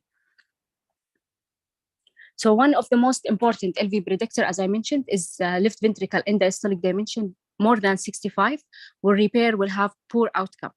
In patients with preoperative left ventricle and diastolic dimension of 65 or less, restrictive mitral annuloplasty with revascularization provided a mortality benefit for ischemic mitral regurg and heart failure. The other most important predictor of recurrent functional mitral regurg is an increase the anterior-posterior or septolateral mitral annular diameter. So when the patient have LV in diastolic dimension 65, it will lead that the mitral valve is having roughly twice the amount of cohabitive service as needed. It will allow for LV volume to change and explain why functional mitral regurg occurs when the LV in diastolic dimension approaches 65. If the patient has posterior leaflet angle more than 45, undergoing restrictive annuloplasty for ischemic mitral regurg, preoperative echo was shown to accurately predict persistent of MR and 3-year survival. If the anterior leaflet angle greater than 25 to 40, it was a predictor of mitral regurg recurrence after surgery. Many have also shown left function or degree of mitral regurg as determinant of the recurrency of mitral regurg, while other points out the importance of both the left ventricle severity and tethering depth as predictors. That's explain why an undersized valvular repair, decreasing filling and systemic vascular resistance will lead to reduction in dynamic functional mitral regurg by reduction in the mitral orifice area relating to decreased left ventricle volume and annular distension. So the strongest predictor of recurrent functional mitral regurg following mitral repair was a residual large anterior posterior diameter, that is a too large ring, or using a flexible ring as opposed to a rigid complete ring, was also associated with a 5-time higher recurrence mitral regurg rate. So patient with predictor of failure should be considered poor candidate for functional mitral regurg repair, and alternative should be encountered. Unfortunately, progression of the ventricle disease may have the worst predictive outcome for this patient. This is not amenable by mitral repair, and one must be aware that fundamentally functional mitral regurg is a ventricular disease, not a valve. So we'll talk now about the indication for functional mitral regurg surgery. The indication are more cautious than those for primary degenerative mitral regurg due to their recognition that surgical outcomes are linked to underlying left ventricle remodeling. So secondary functional mitral regurg can acutely be corrected by surgery. However, it has never clearly been demonstrated that reducing or eliminating the functional mitral regurg alter the natural history or improve the survival. The response to surgery is different in secondary mitral regurg due to the ischemic versus non-ischemic cardiomyopathy has also not been established. 1-year mortality after mitral valve surgery for severe ischemic mitral regurg with or without CABG is up to 17%. Therefore, the benefit of mitral valve repair in patients with functional mitral regurg and heart failure is still unclear. In ischemic cardiomyopathy patient, several non-randomized studies showed that mitral valve repair, in addition to CABG for ischemic functional mitral regurg, did not alter the long-term functional status or survival when compared with CABG alone. So in moderate functional mitral regurg, the first published randomized prospective functional mitral regurg trial for moderate functional mitral regurg of a mean mitral regurg grade of 2 and left ventricle ejection fraction of 43 and moderately dilated left ventricle with a mean of left ventricle in diastolic dimension 59, it showed that the mitral regurg grade and NIHA class, also the LV remodeling, were improved in the mitral valve repair group. That trial was not powered for mortality analysis and in hospital and 5-year survival. DIJA published in circulation the result of the mitral surgery arm for all patients with functional mitral regurg and ejection fraction of less than 35% in the STITCH trial. And it showed not only a quality of life improvement, but hinted also at a survival benefit from the addition of mitral repair to CABG in these high-risk patients. In severe functional mitral regurg, there are very few randomized trials of surgery for severe functional mitral regurg, non-randomized evidence, including the meta-analysis by Vasilva, demonstrated no difference in short or long-term mortality between patients treated with mitral valve replacement versus repair in severe functional mitral regurg. There was no significant difference in the left ventricle end systolic volume index. 1-year mortality rate was 14.3 in the repair group versus 17.6 in the replacement group. The repair group showed a significantly higher rate of recurrence of moderate or severe mitral regurg at 12 months, and there were no significant difference in the rate of multiple adverse cardiac and cerebrovascular events, functional status, or quality of life at 12 months. So LV reverse remodeling was significantly better than in patients who had mitral valve replacement.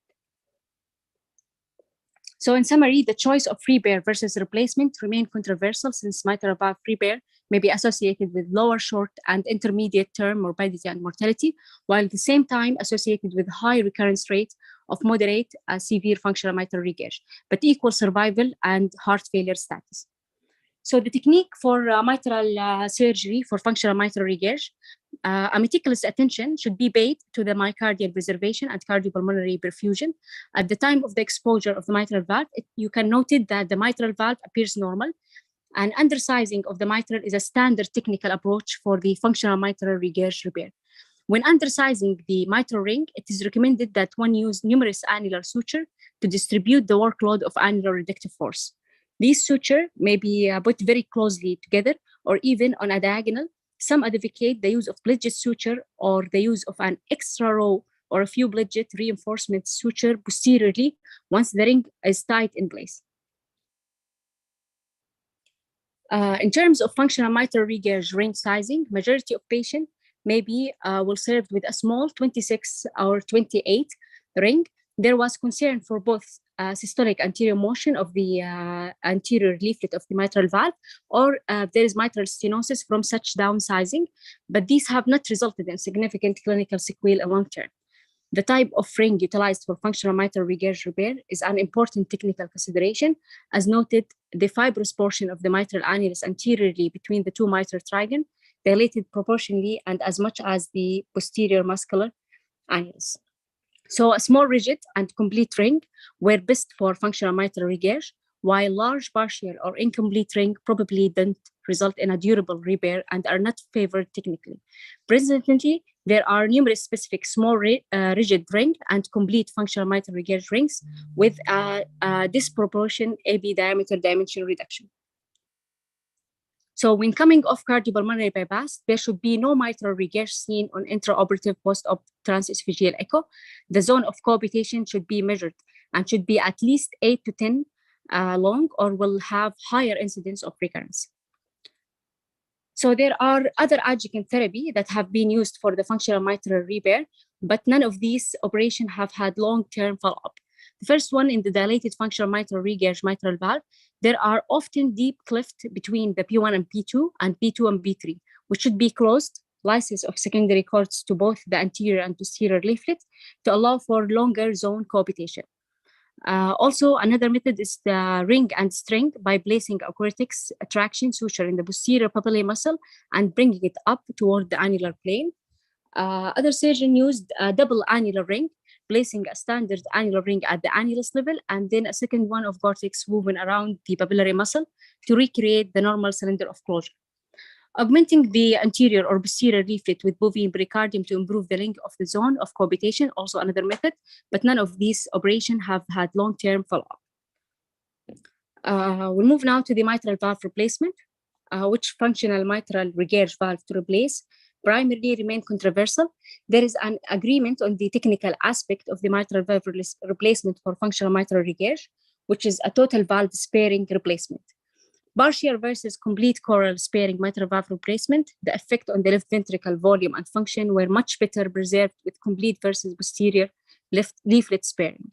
So there are numerous techniques for total valve sparing, mitral valve replacement in functional mitral regurg, including the anterior flip over. So a C-shaped incision is placed in the anterior leaflet and the entire anterior apparatus is moved posteriorly. Following appropriate valve sizing, pledgeted stitches are placed through the posterior annulus, the edge of the posterior leaflet and the flipped anterior leaflet. After that, placing both chordal apparatus and leaflet behind the mitral valve prosthesis. There is also a second method of achieving the total valve sparing is to remove the central of the anterior leaflet, rotating the remaining portion of the anterior leaflet to the left and right. So in summary, functional mitral regurg, it's a ventricular disease, not a valvular disease. It leads to a vicious cycle of the left ventricle volume overload and progressive mitral regurg. Functional mitral regurg complicating heart failure predict a poor survival. Also, mitral surgery to treat functional mitral regurg has been undertaken with an acceptably low operative mortality. One must decide on specific patient factors whether or not intervention to correct the functional mitral regurg is warranted in heart failure patient, as a clear survival impact has not been shown compared to guideline-directed medical therapy or revascularization therapy alone. If surgery is undertaken, undersizing repair with a complete rigid ring and valve sparing replacement is recommended. Good mitral repair probably lead to better LV remodeling. patient identified to be at high risk for functional mitral regurg recurrence after annuloplasty should go for mitral valve replacement. Thank you. Thank you, Dr. Abir, for your presentations. Any question or comment from the audience?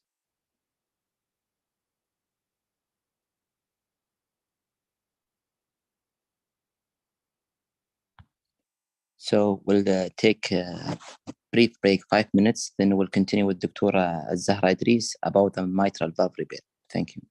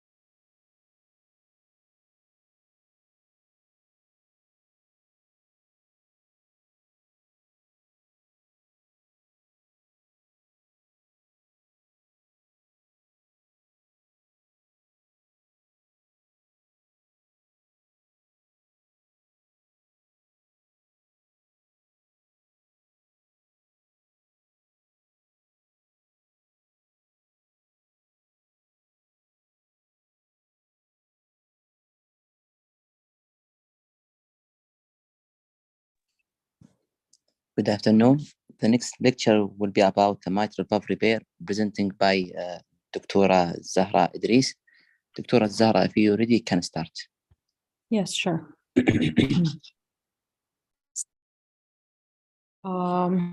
Today, my lecture will be about mitral valve repair and the latest guidelines. All right, so a bit of outline about today's talk. I will talk about the mitral valve repair history, components and relations, myxomatous mitral valve, rheumatic mitral valve, timing of surgery, types of repair, and results of repair. A little bit of historical note. The first successful mitral repair in the world was in 1923 by a Dr. Elliott Carr in Boston.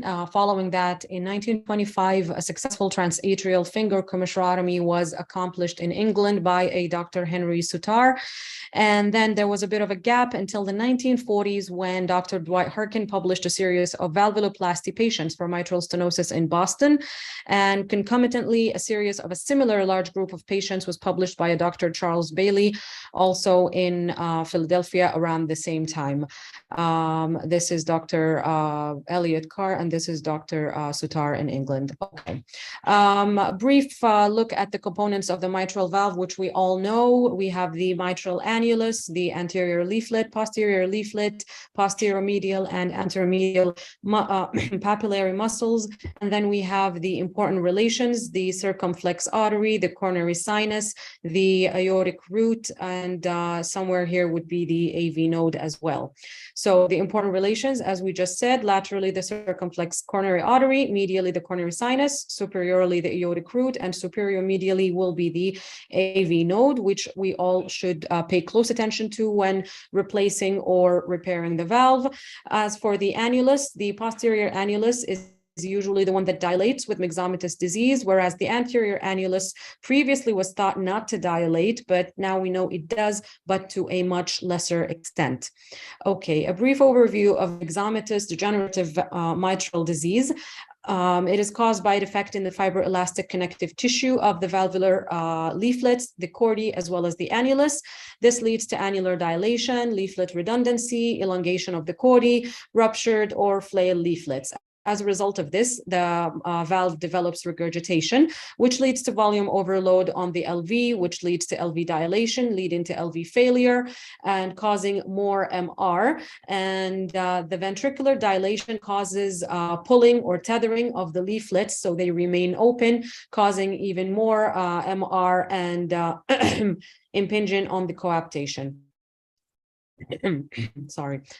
Okay, the process of rheumatic mitral disease can be either regurgitant or stenotic. Regurgitant mitral valves usually are edematous with fibrotic thickening, annular dilation, and anterior mitral leaflet pseudoprolapse.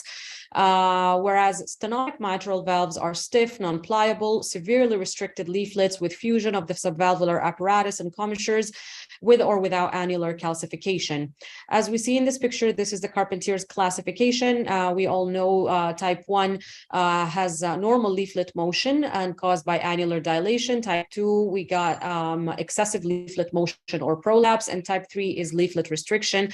And all three processes are seen in rheumatic mitral disease. So type 1, as we said, annular dilation, usually due to the LV dilation or dilatation from chronic AF. Type 2 dysfunction, usually due to true prolapse or pseudoprolapse. The difference being with true prolapse, we have the leaflet overriding the coaptation line, whereas with pseudoprolapse, it does not. And this is usually due to chordal elongation or rupture. Inflammatory process causing fibrotic reaction, causing restricted leaflet motion will lead to the third type of dysfunction, which is restricted leaflet motion, and this is the most commonly seen in rheumatic mitral. All right, timing of surgery according to the latest 2020 guidelines.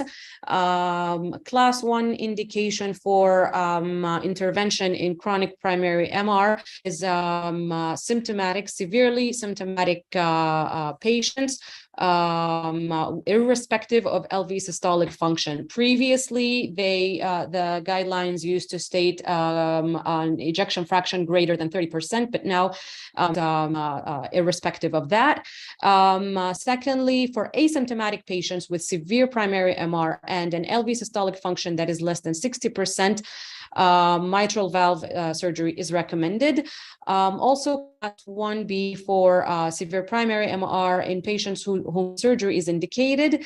The repair is recommended in preference to replacement when the anatomic cause is degenerative, if the successful and durable repair is possible.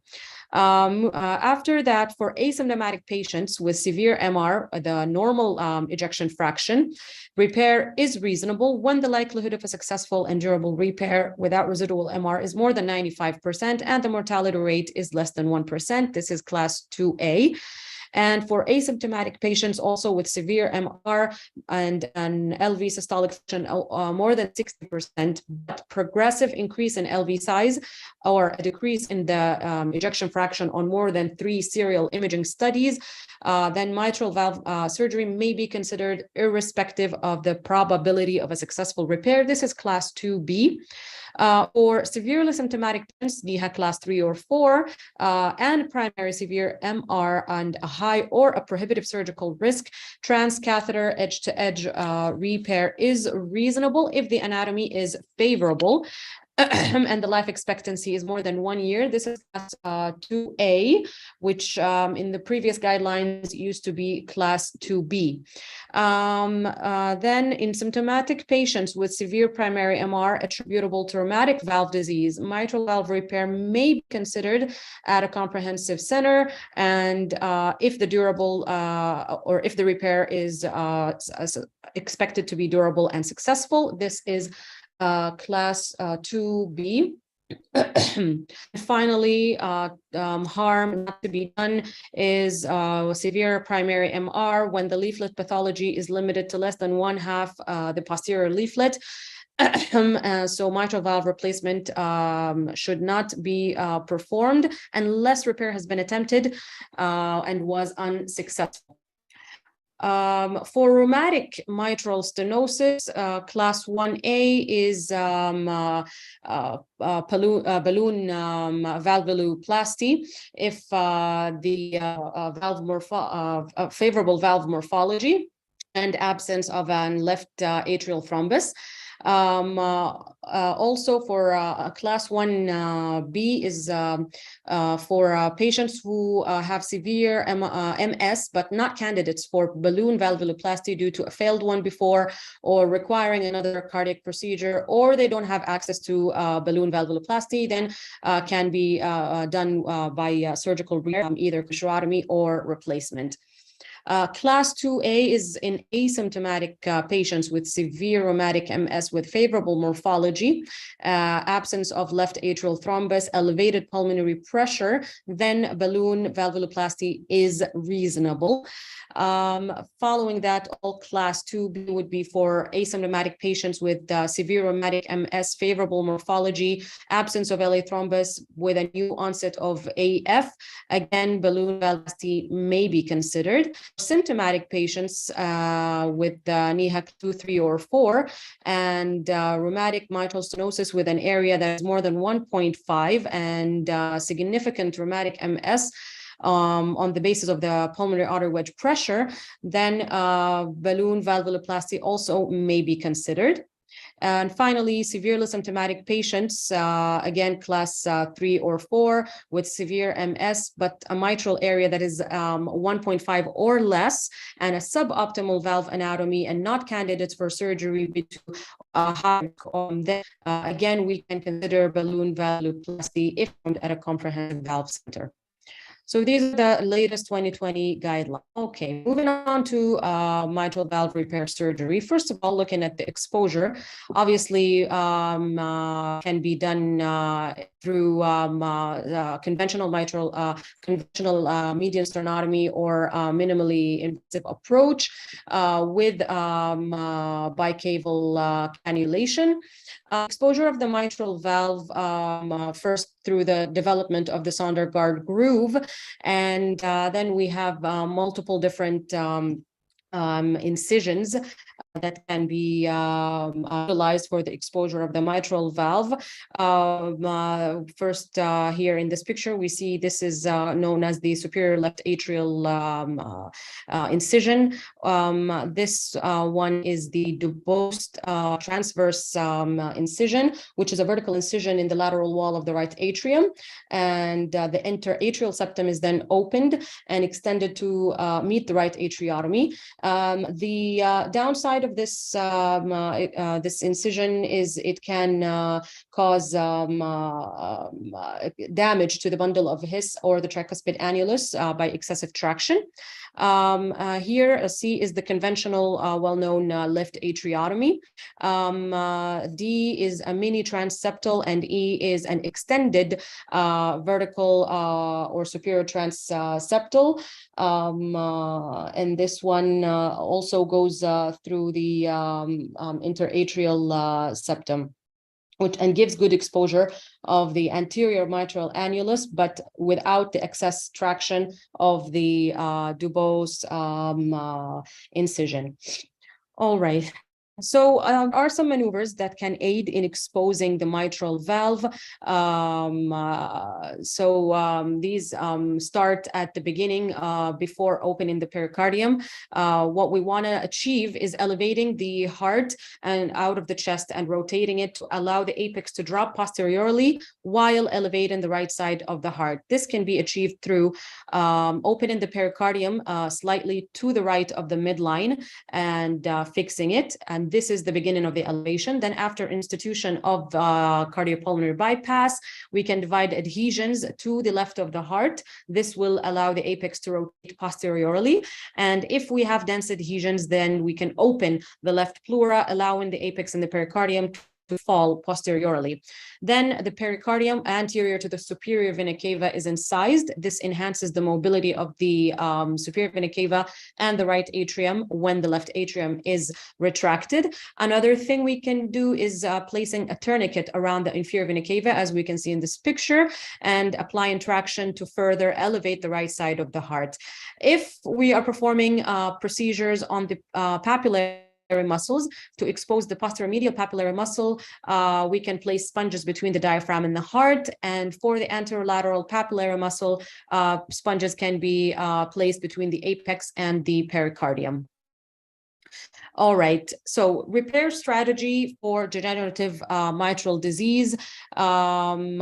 Basically, what we have with degenerative disease is a posterior mitral leaflet that is too large, with or without a flail segment.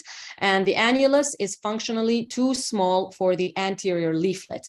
So the first principle of the repair is to reduce or obliterate the enlarged segment in this posterior leaflet, and then to reduce the height of the posterior leaflet as well.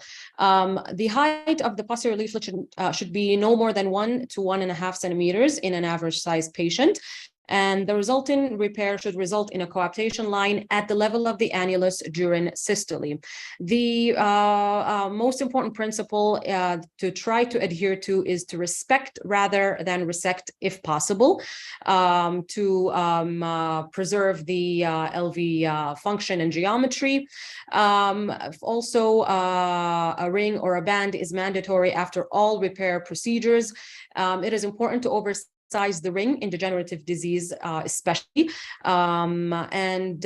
Usually the annuloplasty ring is placed after the posterior leaflet repair.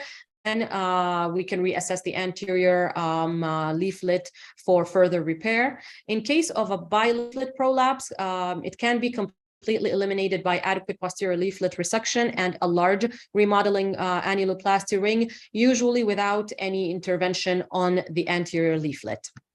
All right, so for posterior leaflet prolapse, usually we have ruptured or elongated cords from the middle section of the posterior leaflet. So usually it involves P2.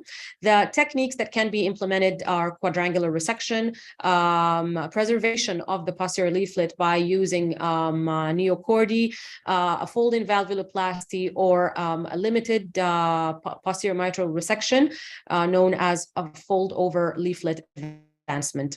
So for quadrangular resection, usually the ruptured part of the leaflet is resected, and then to fill this gap, we advance the leaflets from each side, and usually an incision is also made in the between the leaflet and the annulus. And after advancement of the leaflets from either side, then the edges are reapproximated and closed with a running suture. And finally, an annuloplasty ring is implanted. However, this technique is a bit intimidating for some surgeons due to the cutting of the or the separation of the leaflet from the annulus. So another limited posterior resection was developed, which does not involve the annular incision, just incision of the prolapsing part, and then again bringing the two sides together and closing the gap, and this will allow the height of the posterior leaflet to be reduced. Okay, following that, another thing we might have is commissural prolapse. And in this case, it can be treated with a simple commissuroplasty using horizontal mattress stitches at the ruptured commissure to eliminate the regurgitation. All right, moving on to the anterior leaflet. Usually cords may be elongated or ruptured, making the anterior leaflet flail. And what we need to do is try and preserve the anterior mitral leaflet as much as possible. So resection can be done to the area as prolapsed through a small triangular resection. Another thing that can be done is chordal shortening, which we see in this in the first image to the right. This is basically by incising the papillary muscle and placing the redundant anterior leaflet cord inside the muscle and closing it. Again, however, this technique has been abandoned because it can lead to further rupture of the cords after the repair. Another technique is chordal transfer, which we see in the second picture. Usually we transfer a segment from the posterior leaflet along with its chordae to the anterior leaflet where there is a prolapse, and then the segment in the posterior leaflet can be closed with run-in suture. This has good long-term results, but again, it's gone out of favor these days because it does involve cutting into a healthy posterior leaflet, which, if can be avoided, is better, of course. The other technique is edge-to-edge technique, which involves suturing the anterior and the posterior leaflets together at the coaptation line, which produces a double orifice mitral valve.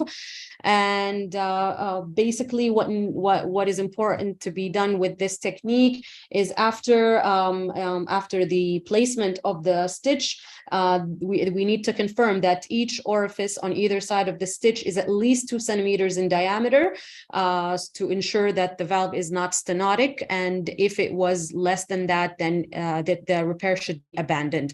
This should only be carried out with myxomatous valves and in patients who have a high probability of post-repair SAM.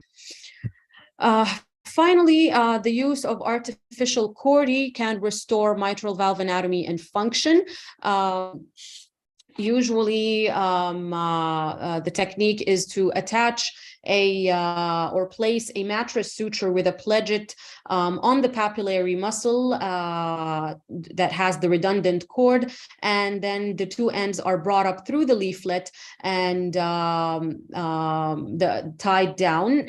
It's important to, of course, adjust for the length of the chordae.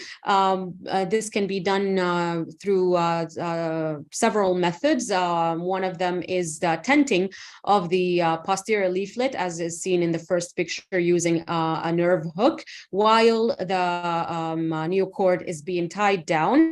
Another way is through the use of caliper. This is the Von Oppel technique, and we see in this picture. And the third technique is using a fixed length loop measured without a caliper but with a ruler before placement. Just the most important point is that the leaflet height in systole should be the level to which the cords are adjusted. Okay. After that, as we said, every repair should be finished off by a remodeling ring annuloplasty. This is essential for a complete and a long-lasting repair. The distorted mitral annulus requires restorative structural support, which is why we use the ring. As we know, we have rigid, soft, complete, or partial rings. It doesn't really matter what kind is used, can be up to the surgeon's preference. The most important thing is we use a ring. In myxomatous valves, it is important to upsize the ring because the annulus is functionally too small. And And as we said, the type is not important as long as it is properly sized and placed. Of course, it's important to avoid the circumflex artery, the AV node during implantation. Sizing should match the height of the anterior leaflet and not the distance between the trigones or the commissures. And because using the trigonal sizing may downsize the ring and cause SAM or ring dehiscence due to the disparity between the ring size and the annulus size. So placement of the ring is through mattress sutures parallel to the annulus, and deep bites should be taken into the LV cavity coming out on the atrial side, and the plane of the needle must be perpendicular to the annular plane to avoid impinging on the circumflex. It's important also to take wide bites so as to not place an excessive number of sutures. Usually a partial ring will require 9 to 15 stitches depending on the size of the annulus. And it's better not to use pledgeted sutures unless there is extreme fragility of the annular structures.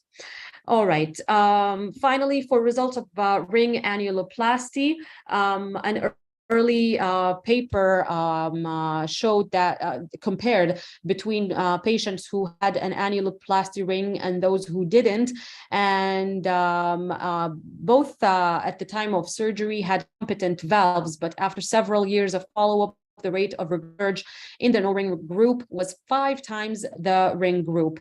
And also recent studies have supported the importance of the ring annuloplasty. Thus, the remodeling ring is critical for a long-lasting physiologic mitral valve repair.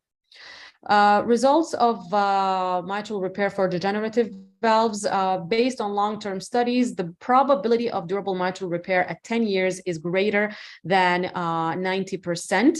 And in a study over 4 decades, it showed that the etiology of regurgitation was noted to be the primary determinant of repair longevity and freedom from reoperation, and also that repair of rheumatic disease was noted to ultimately require reoperation, whereas myxomatous repair resulted in outstanding long-term freedom from recurrent MR and reoperation.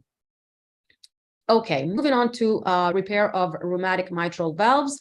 In the rheumatic valves, usually there is commissural fibrosis and fusion leading to mitral valve stenosis.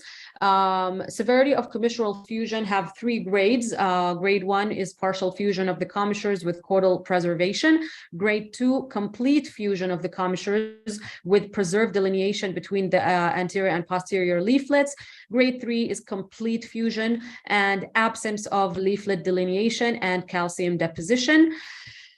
Usually the repair for commissural fusion is by commissurotomy, basically applying traction on the anterior leaflet using a nerve hook to identify the commissural line, and then using a blade we can incise about 5 millimeters into from the annulus down to the head of the papillary muscle, and then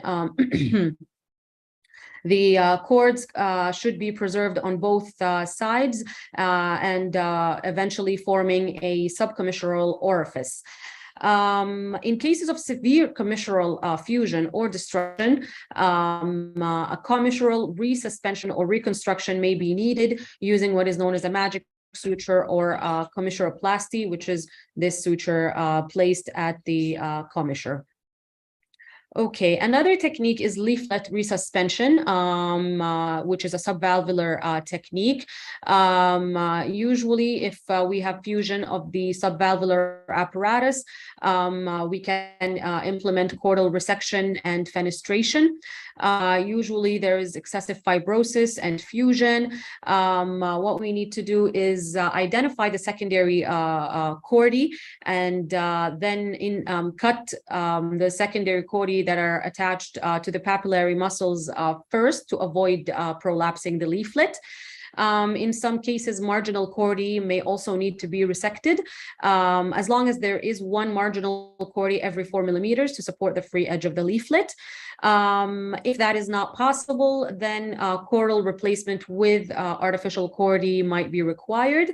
In case of a fused marginal chordae, then this can be treated by fenestration and not resection. Okay, finally, leaflet augmentation.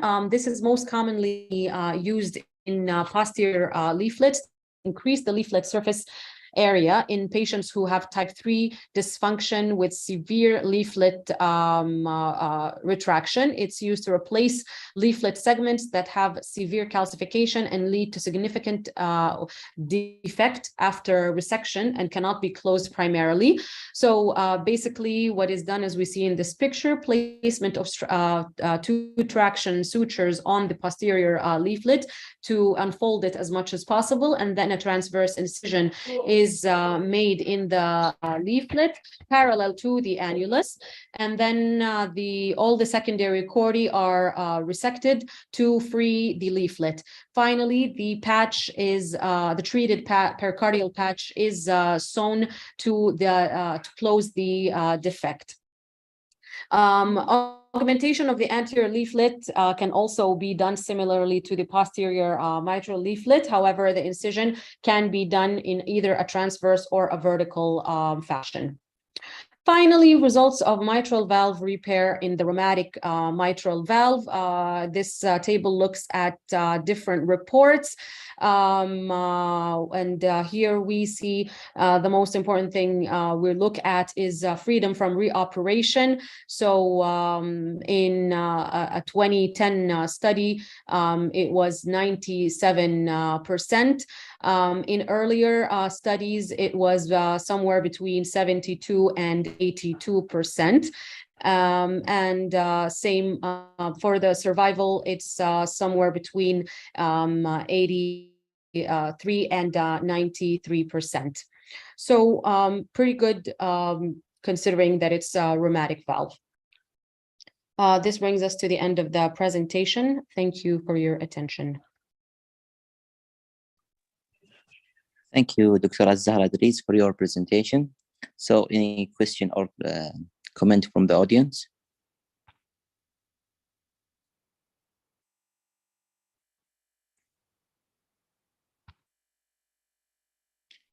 So we'll take a brief break, 5 minutes, then we'll continue with the next lectures about the repair versus replacement in ischemic MR, presented by Dr. Sirine Marshid. Thank you.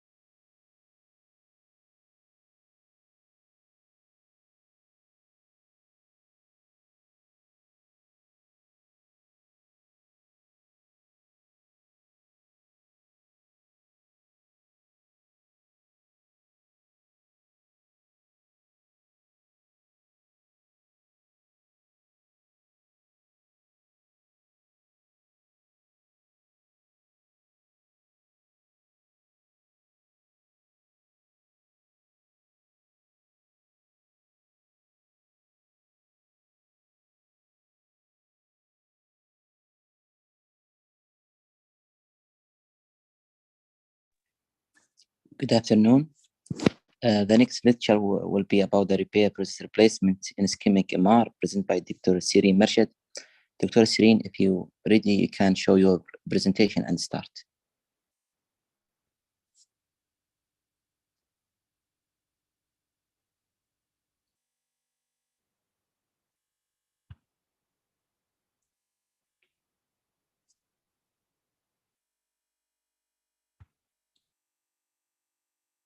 Dr. Sireen, you can hear me?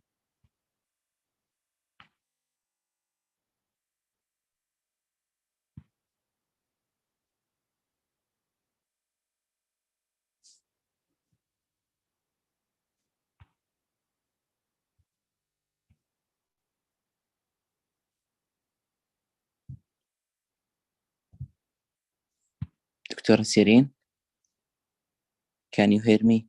Yes. Sorry, I have some problem. It's okay.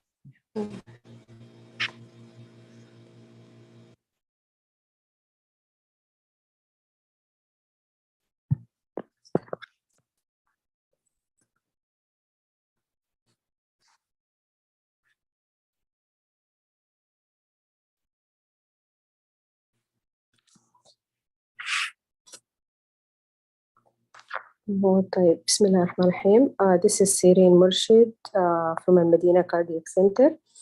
I will present inshallah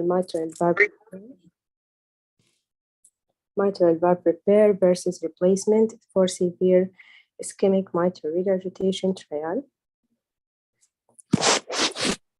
So it's a prospective multi-center randomized controlled clinical trial from 2009 through 2012 in 8 highly experienced clinical centers to evaluate safety and efficacy of mitral valve repair and mitral valve replacement for patients with severe ischemic MR. Endpoint will be measured at 30 days, 6, 12, and 24 months. Enrollment in 251 patients who underwent randomization, 126 to mitral valve repair and 125 to mitral valve replacement. Objectives, safety and efficacy of mitral valve repair and mitral valve replacement for patients with severe ischemic mitral regurgitation. Specifically, this study compared mitral valve repair with annuloplasty and mitral valve replacement with complete preservation of subvalvular apparatus. The primary aim of this trial is to evaluate the impact of these two surgical approaches on left ventricular remodeling. Secondary aim of this trial include assessment of the impact of these two surgical interventions on cardiac performance, mortality, adverse events, quality of life, functional status, severity of MR, and health resources use.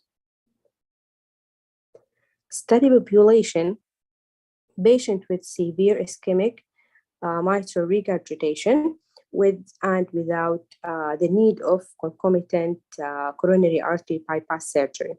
Inclusion criteria were chronic severe mitral regurg with the regurg orifice area of more than 0.4 centimeters square by resting transthoracic echocardiogram with teethering as a major mechanism. If the effective regurgitant orifice area was less than 0.4, the assessment of the severity of MR was guided by associated findings, including the ratio of the jet area of the left atrial area, the width of the vena contracta, the density of continuous wave Doppler profile of mitral systolic function, the pulmonary vein systolic flow pattern, and left-sided chamber dimensions. Eligibility for surgical repair and replacement of mitral valve were adult patient more than 18 years able to sign consent, and coronary artery disease with or without the need of coronary revascularization.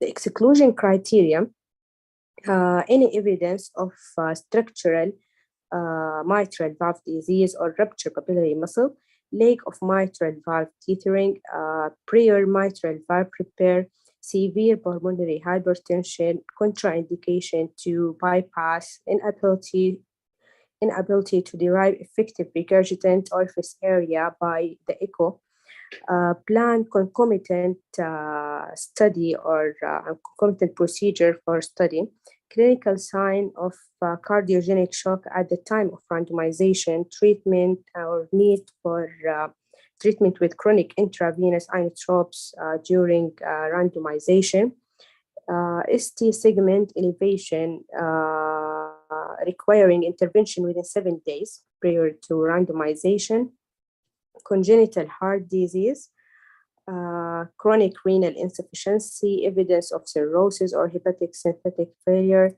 excessive surgical risk, recent history of psychiatric disease, therapy with investigational intervention at the time of screening, any concurrent disease that limit life expectancy to less than 2 years, pregnancy at the time of randomization. Endpoints, the primary endpoint is the degree of left ventricular remodeling as assessed by left ventricular end-systolic volume index at 12 months, measured by transthoracic echo. The principal secondary endpoint for the trial is all-cause mortality. Additional secondary endpoint for the trial is functional status, neurocognition, and hospitalization by MAC and NYHA classification, peak oxygen consumption, angina classes, neurocognition outcomes, length of stay for the index, hospitalization and discharge location, readmission, physiologic measures with echo parameters, adequate of revascularization, quality of life, and economic measurement with and safety, incidence of serious adverse event, preoperative of MR, and freedom from reoperation in general, perioperative measure, operative time, cardiopulmonary bypass, cross-clamp time, blood loss, and transfusion. Randomization with 1-to-1 ratio, valve repair and valve replacement. The randomization procedure will be performed intra-op.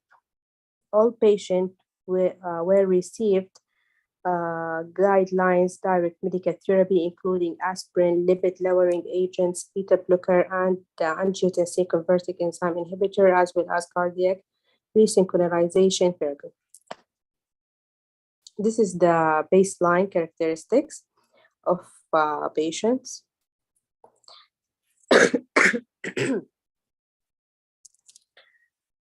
Treatment. Treatment intervention, mitral valve replacement group will include complete preservation of subvalvular apparatus, the technique of preservation, choice of prosthetic valve, and technique of suture placed will be depend on the surgeons. The prosthetic valve will be tested by for paravalvular leak using the left ventricular saline infusion test. Mitral valve repair with annuloplasty group. The annuloplasty ring will be chosen by the surgeon. The ring is sized to the anterior leaflet and intertrigonal distance. Semi-rigid or rigid annuloplasty ring will be used.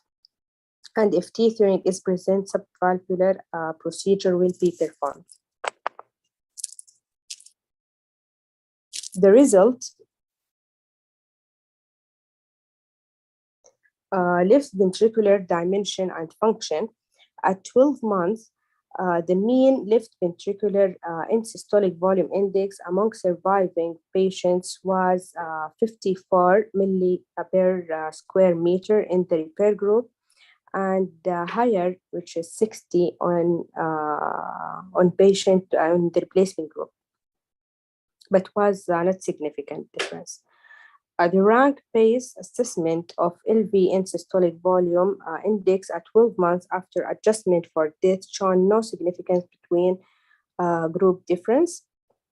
The median between group difference in the change in the LV end-systolic volume index from baseline was only 2.1 milli per square meter.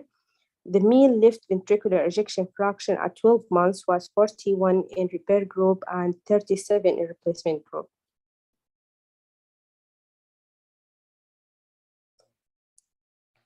Recurrence of moderate or severe mitral regurgitation at 12 months was significantly higher in repair group than the replacement group, with clinically significant p-value. In the repair group, the 12 months LV end-systolic volume index was 64 in patient with recurrent mitral regurgitation versus 47 per square milli per square meter in those without recurrent mitral regurgitation, with significant value. Within 1 year, 3 patients in the repair group and none in the replacement group underwent mitral valve reoperation. At 12 months, we observed no significant difference in mortality between the repair and the replacement group.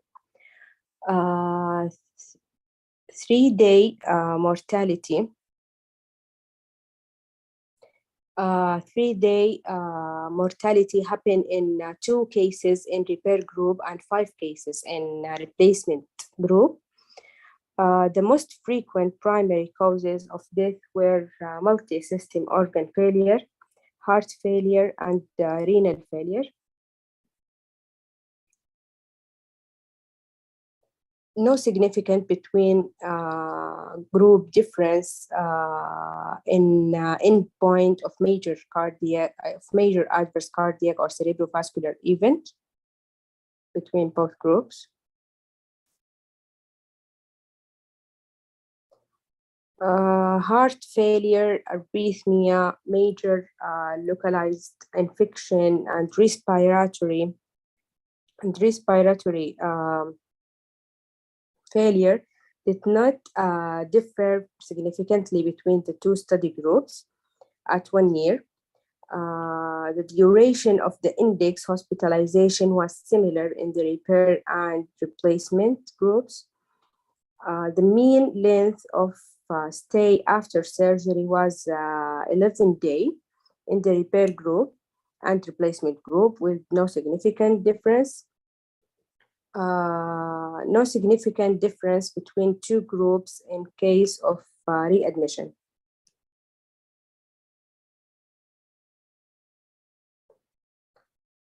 And according to the quality of life, no significant difference between the 2 study groups with respect to any measures of quality of life or functional status at 12 months.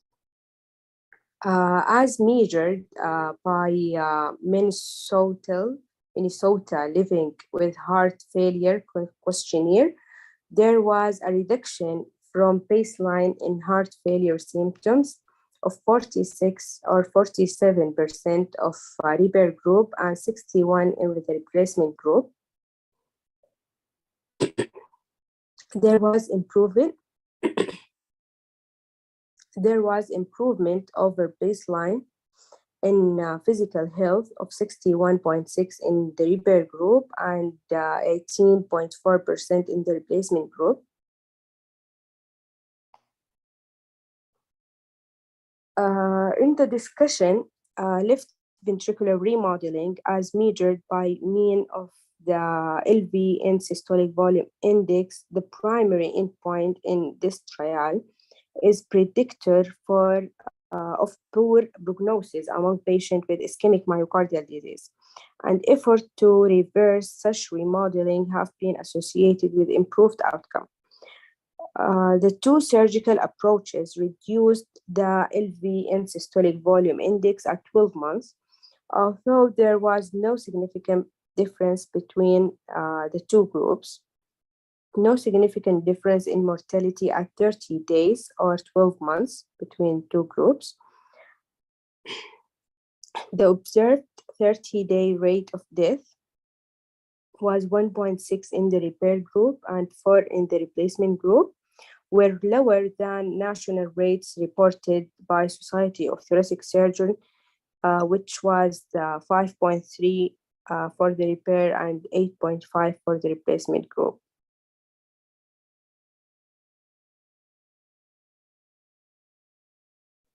Finding of this trial were contradict much of the published literature on this topic, which reports several advantages to mitral valve repair over replacement, including lower operative mortality, improved left ventricular function, and higher rate of long-term survival.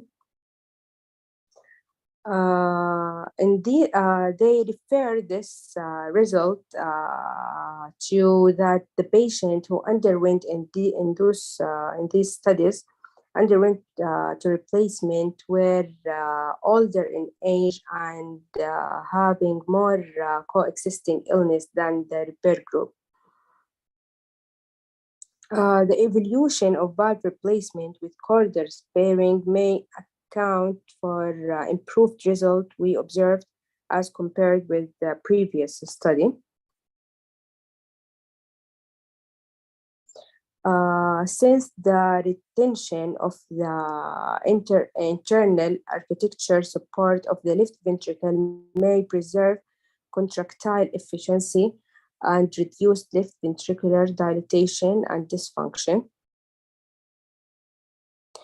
The trial confirmed an excess in incidence of recurrence of mitral regurgitation at 1 year among patients undergoing mitral valve repair.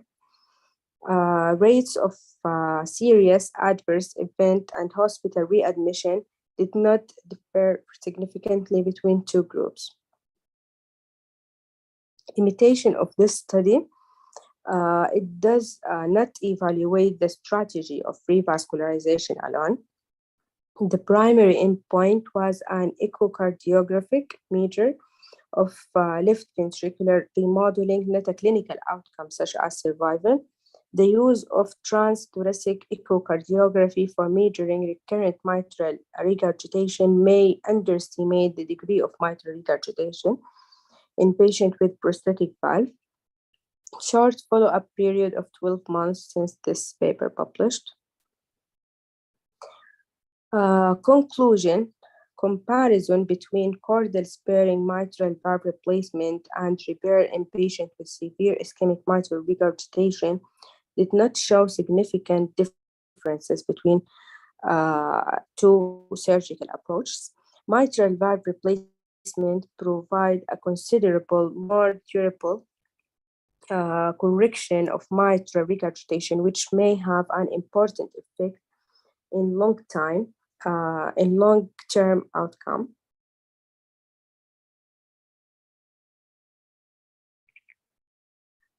This conclusion is based on the absence of significant differences in left ventricular reverse remodeling and in rate of major adverse cardiac or cerebrovascular event at 12 months. And this one guideline from the American guidelines, they recommend the chordal sparing mitral valve replacement over the repair as a class 2B indication in patients with coronary artery disease and severe MR. Thank you. This is the end of my presentation. If anyone has any comment, any question. Thank you, Dr. Sireen, for your presentations. Any question or comment from the audience?